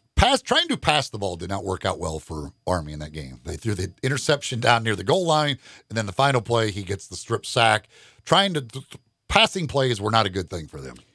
Pac-12, even though we talked about the Colorado win, which was nice over Nebraska, and obviously USC beat a fellow Pac-12 team, this is a horrendous start, just like last year. Oregon, your marquee team, losing that marquee game against Auburn. And now this past weekend, you have 14th-ranked Washington losing to Cal, 23rd-ranked Stanford getting drilled by USC 45-20. UCLA, 0-2 start. They lose to San Diego State 23-14. And nobody expected Oregon State to be good, but they're 0-2. They lose to Hawaii. On and on and on. Pac-12 is a disaster again. Again, the hopes are on Utah. It's Utes or bust at this point. USF, we talked about them falling to Georgia Tech 14-10, no offense. They've lost 8 straight going back to last year. The Vandy defense, this surprised me. They gave up 509 passing yards and 5 touchdowns to Elijah Sindelar of Purdue. And Derek Mason said before the season, this is the best team he's had at Vanderbilt. Well, they're off to a very shaky start. Nevada, I give a bad to. After beating Purdue, shocking them, they gave up 77 to Oregon. Not even competitive. Yeah, they got drilled. It started off like Oregon just all of a sudden scored on every drive. It seemed like from about the start of the second quarter on. I'm not sure they ever stopped Oregon. Kansas losing to Coastal Carolina, 12-7 at home. Coastal Carolina had to practice 3 different places because of the hurricane. Went out to Lawrence and won. Go get them, you mighty Chanticleers. The injury to Momo Sonogo of the Rebels, the broken ankle, out for the year. A lot of early injuries this season in college football. Terry Wilson lost for the year for Kentucky, their quarterback. Also give a bad to Nick Foles, the broken left clavicle. He was off to a terrific start. I give a bad to Adam Vinatieri. May have cost the Colts. They lose in overtime to the Chargers. He had 2 missed field goals and a missed PAT. First time he's ever done that in his career. That was damaging. He was missing short field goals. Right. That was just, I was like, what in the world has happened to Adam Vinatieri? Did he finally get old? Apparently. He's only like 73 at this point. I mean, he's still young. His first year in the NFL was 1995. That's when he came in. What year did Peyton get drafted again? His senior year of college was 98. Peyton's senior year was 97. Peyton's last year of college was 97. Yeah, because 98 they won the national championship. I'll say because him and Vinatieri played together for a while. Yeah. I give a bad to, well, it should be the ugly. I had the Dolphins in the wrong category. Trailed 42-3 at halftime to Lamar Jackson and the Ravens. I think ugly is still too nice of a word for them. I think you're right. You talked about that the Browns' performance, the penalties, Greg Robinson's ejection as he kicked Kenny Vaccaro in the head and got ejected. Kenny Vaccaro, who was on with us last week from the Tennessee Titans. I give a bad to Javier Baez, the hairline fracture in his left thumb, Eli. What's going to happen with that? Is he done? He's seeing a specialist today, but good chance he misses the rest of the year. And a bad to look, the Twins have had a great year. They lose Michael Pineda to a suspension for 60 games, so they won't have him the rest of the year and into the postseason. So that's a tough loss. He was a pretty good starter for the Twins rotation. Yeah, their rotation is starting to look dangerously bad for a postseason run. That's a big hit right there. All right, what do you got for uglies? Luckily, their offense still hits a billion home runs. 35,000 homers this year.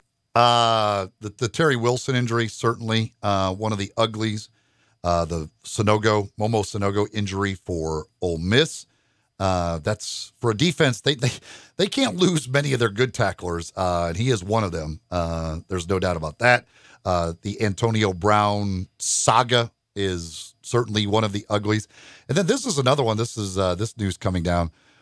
Darius Geis having an MRI today on his non-ACL knee, but he's expected to miss a decent amount of time. They're hoping he doesn't need surgery, but surgery is not out of the question yet. They'll wait until they see the results of the MRI. So Darius Geis, who last year tore the ACL, didn't even get to play in a game, now one game into this season, already undergoing an MRI and going to miss a significant time this year possibly. That's horrible. That's up there with Foles, right? Wasn't Foles' injury also shoulder? The other injury that he had in Philly? And now he gets the clavicle injury. He's out for the year. He was off to a great start. I mean, look, it's a violent sport. We know that there's going to be injuries. And once again, early in the season, NFL injuries and college football injuries to some key players really adding up. My uglies, Cincinnati safety Kyrick McDonald collapsed on the field during the Bearcats' loss at Ohio State, had a convulsion. He went to the hospital, reportedly has had a history of seizures, but was cleared medically. So this is just part of what he deals with.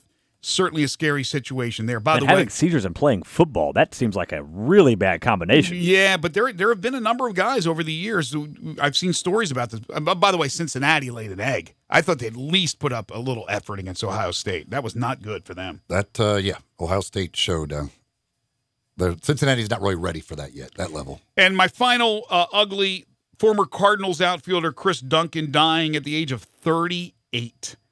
He battled brain cancer, part of the 2006 World Series championship team, son of former pitching coach Dave Duncan. His brother Shelly was a major leaguer as well. That is just awful, awful news. He was in radio. He was in the media, Chris Duncan, after his playing career came to an end. But certainly some sad news there. All right. When we come back, we'll get to, still got some more text to get to here coming up in just a little bit. Do want to tell you about Car Wash USA Express, the easy way to keep your car clean and looking great, because they've got locations all over the area. If you go to carwashusaexpress.com, you can find the full list of the locations. And no matter where you are, there's probably one nearby. Go on by there. It only takes about 3 minutes to run your car through the tunnel. Wash is starting at just $7. Vacuums are always free with purchase, too, so you can clean out the inside of your car. There's just no excuse whatsoever to be driving around in a dirty car. As they say, that's a dirty shame. Keep it clean, keep it looking great with the help of Car Wash USA Express. Don't forget to ask about the Fast Pass, where you pay a monthly cost. You can wash your car as many times as you want. And if you wash it twice a month, you're more than paying for the Fast Pass. It's a great, great deal, a great way to be able to keep your car clean, looking good, protecting that finish all year round at Car Wash USA Express. Rolled my car through Car Wash USA Express before the show today. Two other notes on injuries. Tevin Coleman, now with the Niners, formerly the Falcons, undergoing tests on a sprained ankle. He is expected to miss some time, and Eagles defensive tackle Malik Jackson could be out for some time with a significant injury, according to reports. This is Middays on Real Sports Talk, Sports 56, 96.1 and 87.7. Take Sports 56 with you on your phone or tablet. Download our official Sports 56 app today. Tuesdays are the worst. They're all that stands between you and the downhill part of the week. But now they're a lot less worse, because Wing Tuesdays at B-Dubs are buy one, get one free traditional wings. So Monday, you may kick off the week. Wednesday, you may have a cool nickname. Thursday, you might be the almost weekend. But watch your back, because Tuesdays just officially became Wing Tuesdays. Buffalo Wild Wings. Roar! Buy one traditional wings order and get one of equal value free. Participation and promotional details vary by location. Check in with your favorite Buffalo Wild Wings to learn more about this offer.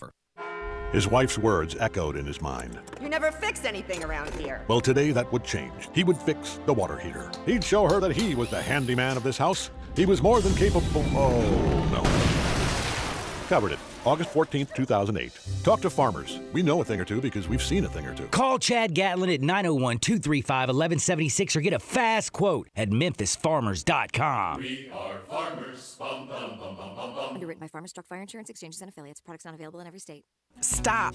Pick up your golf clubs. Head to my favorite place, Vantage Point Golf Center, 9580 Macon Road in Cordova. Open 7 days a week. Vantage Point Golf Center. They got it all. Top Tracer powered by Top Golf. Track your shots like the pros. You know exactly where you hit the ball. Have a beer, eat a sandwich, and relax. Over 50 grass spots and fully lit for nighttime. There are 18 holes of mini golf. It's fun for the whole family. Visit Vantage Point Golf Center. They've got it all. 1 mile west of Houston Levee. My digestive system used to make me feel sluggish. Now I feel great. That's because I kicked off 2019 with the Metamucil 2-week challenge, and I'm still hooked. I just took Metamucil every day for 14 days. It's really that easy. Metamucil traps and removes the waste that weighs you down, so you feel lighter and more energetic. Now I never want to go back to that heavy feeling. Are you ready for the Metamucil 2-week challenge? For a coupon and daily support, sign up at metamucil.com today. Available at Walmart and walmart.com. Frontier Western Store's world-famous boot showroom is waiting for you. With aisles and aisles of boots in one easy spot, you will find your next favorite pair at Frontier. Everyone loves Ariat boots, and Frontier has over 1,000 pair in that brand alone. Come grab a pair of rugged work boots like the Work Hog, or discover an everyday classic in Ariat's Rambler. Tons of other brands as well: Rocky, Dan Post, Red Wing, Durango, Justin, Twisted X, and many more. Frontier constantly restocks and refreshes their lineup of boots, so you're certain to walk out of the store happy in your new comfortable footwear. They have a wide assortment of sizes available for men, women, and children. Work, dress, or play, Frontier's knowledgeable staff will cheerfully help you find the perfect fit. It's boots galore at Frontier Western Store, 5880 Goodman Road, Olive Branch, or on the web at frontierwesternstore.com. Family owned and operated, you know it, since 1967.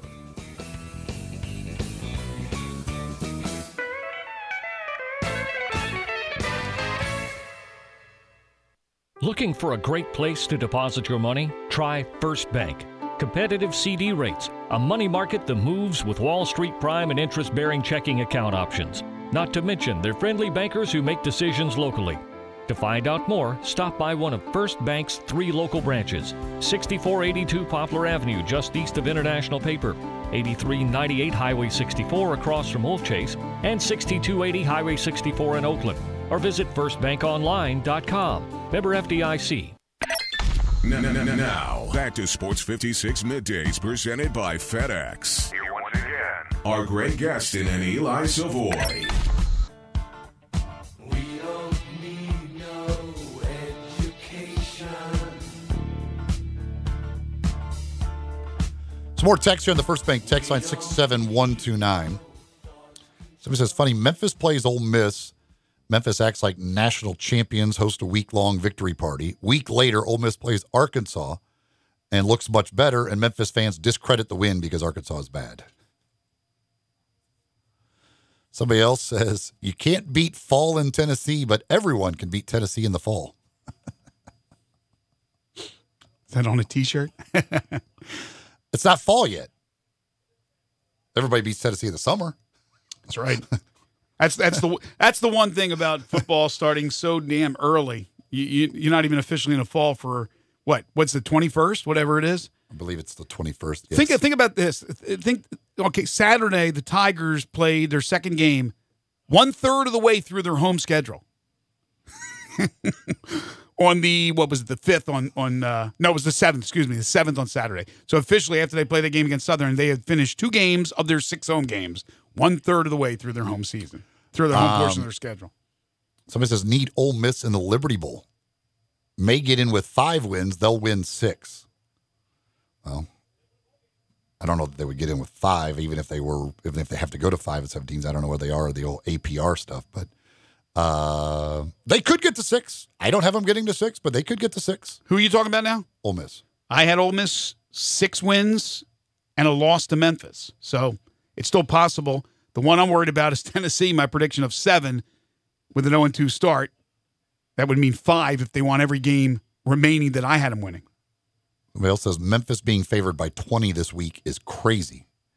Yeah, that line's a little bigger than I would have thought with it being at South Alabama. I did not expect it to be a 19, 20-point line. Yeah, I was a little surprised when I saw that earlier today. We're going to have Coach Campbell on the show on Wednesday from South Alabama, talk about his team.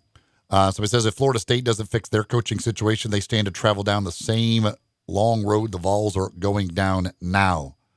That's Jamie texted in, but then he says, go Gators. So I'm guessing he enjoys the fact that Florida State is having problems with their coaching situation. I would think so. Who do you think would be a candidate for Florida State? Because it is a very attractive program. If they made a move after 2 years with Willie Taggart, although they'd owe him a lot of money, or it doesn't work out at all even next year. There's got to be a number of really good candidates out there. It'll be a lot of the same guys that anybody else would be going. All these head coaches are having success, the Mike Norvells of the world. If it doesn't work out for Cliff Kingsbury at Arizona with the Cardinals, he's always a possibility. I guess so, but he wasn't that.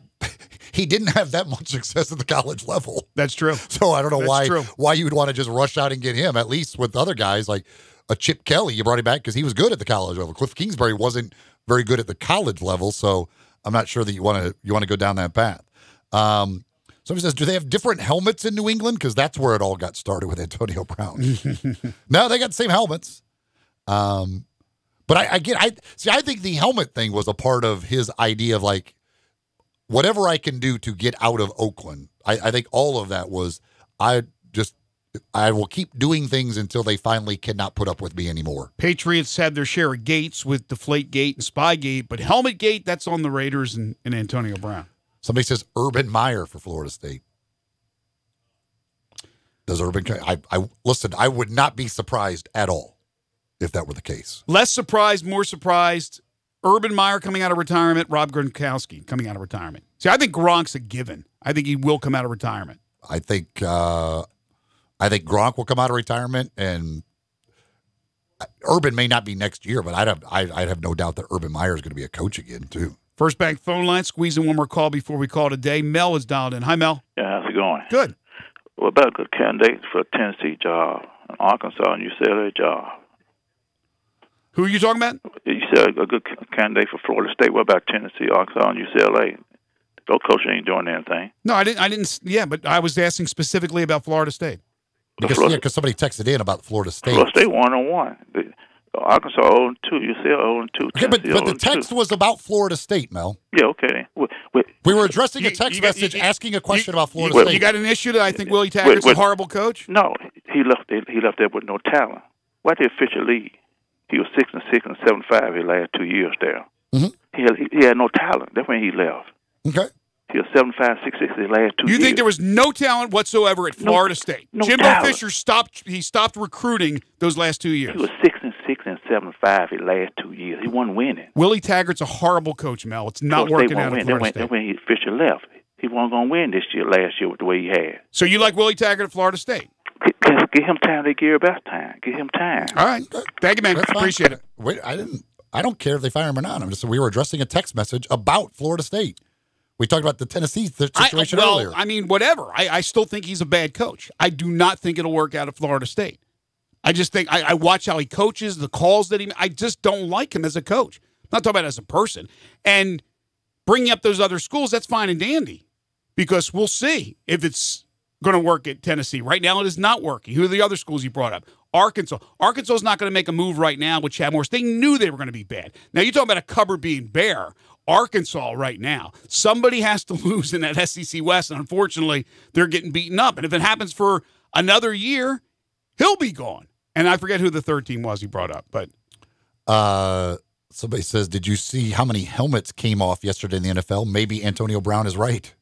It was crazy. But I think the problem is a lot of these guys are wearing helmets that are extremely loose on them. Mm-hmm. But there were a ton of helmets that kept coming off yesterday. Somebody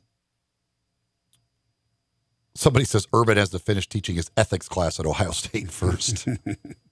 Paul texted, he says, just found out there's a Whataburger in Mobile, so I will be definitely going to the game. There you go. That is worth going to the game right there. Anywhere there's a Whataburger, it is worth going to the game. That is for sure. I hope they don't change. They sold their company to like a corporation in Illinois somewhere. Did you see the video of the rat jumping into the grease, the vat, at a Whataburger in Texas? Yeah, you don't want to see that, my friend. Whataburger's so good. If the rat did that right in front of me, I would still eat there. I don't care. It's that good.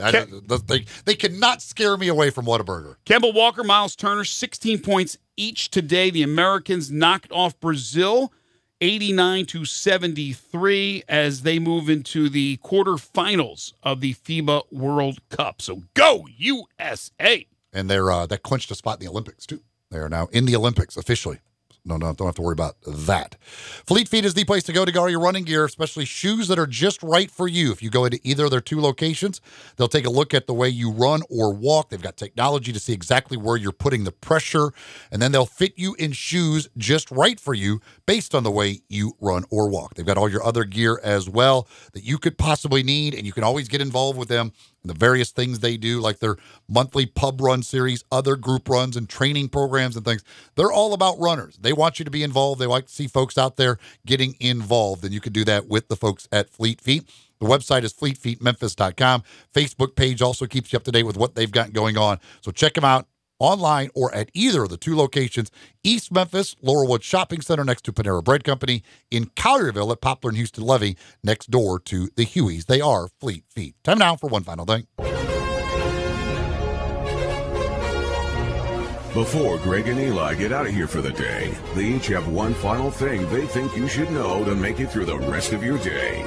So here are Greg and Eli with one final thing. Little controversy at Kent State, and I'm talking about the early 70s controversy. Kent State was playing Kennesaw State, college football game on Saturday, and just prior to kickoff, there was a field hockey game that was going on in an adjacent field that was heading into double overtime, a game between Temple and 24th-ranked Maine. I guess they had some little round-robin tournament going on there. So Temple and Maine are playing. But because there was pregame fireworks that were scheduled for the football game, they told those teams playing in double overtime that the game had to end because of the fire marshal regulations for the fireworks. The teams complied, and the NCAA deemed it a scrimmage. I think it's just where we're at with female sports. First-year Temple coach Susan Ciuffo said, as much as we have come a long way, there's still a long way to go. Saturday is the perfect example to kick off two Division I teams when they're about to go into double overtime for fireworks is just beyond me. I think it's a disgrace to both programs, the families, and the schools. I wish there was some better decision-making throughout the process and recognizing what this could mean in the bigger picture moving forward. It's great. They couldn't have said, you know what, hey, let's just do the fireworks halftime or postgame? Exactly. Really? That is absolutely ridiculous. NCAA, we're just going to deem it a scrimmage. Yeah, it's a scrimmage. That's incredible. Nope, you got to stop. We got these fireworks, and by golly, if we don't have these fireworks, I don't know if we cannot have the football game without the fireworks. We paid big money for the fireworks. We're not wasting them. My goodness gracious. Well, I mentioned earlier that after the Titans win over the Browns yesterday, Delaney Walker, who helped me with his 2 touchdowns for my fantasy team, but then he went next level in the locker room as he channeled his inner late, great Dennis Green when talking about the Cleveland Browns. Circle this game. This is just another game. We ain't worried about it. I'm going to tell you again, man. They were who we thought they were. Y'all can crown them if you want to crown them. Still got to play football. I love it. Good for Delaney Walker. They were who we thought they were. You can crown them if you want to. Now, to be honest with you, I thought the Browns were going to win that game. I was way off. Post-game tirades of all time, the late, great Dennis Green. Delaney coming back from serious injuries late in his career, a couple of touchdown catches. He looks terrific. Derrick Henry looked great. Marcus Mariota had a good game. Baker, not so well.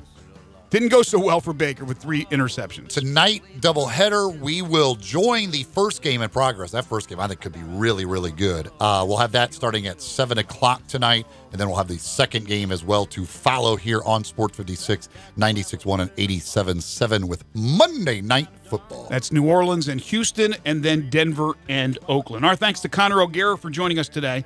We're back tomorrow starting at 10 o'clock. Steve Macy, Don Wade. We'll have Humdinger's Trivia. Willie McGinnis is going to be joining us. How about that on the program tomorrow? He'll be on with us at 10:20, so stay tuned. Stay tuned for Johnny Radio's Happy Hour. It is coming up next. For Austin Eldridge and Eli Savoie, I'm Greg Gaston. Have a great Monday, everybody.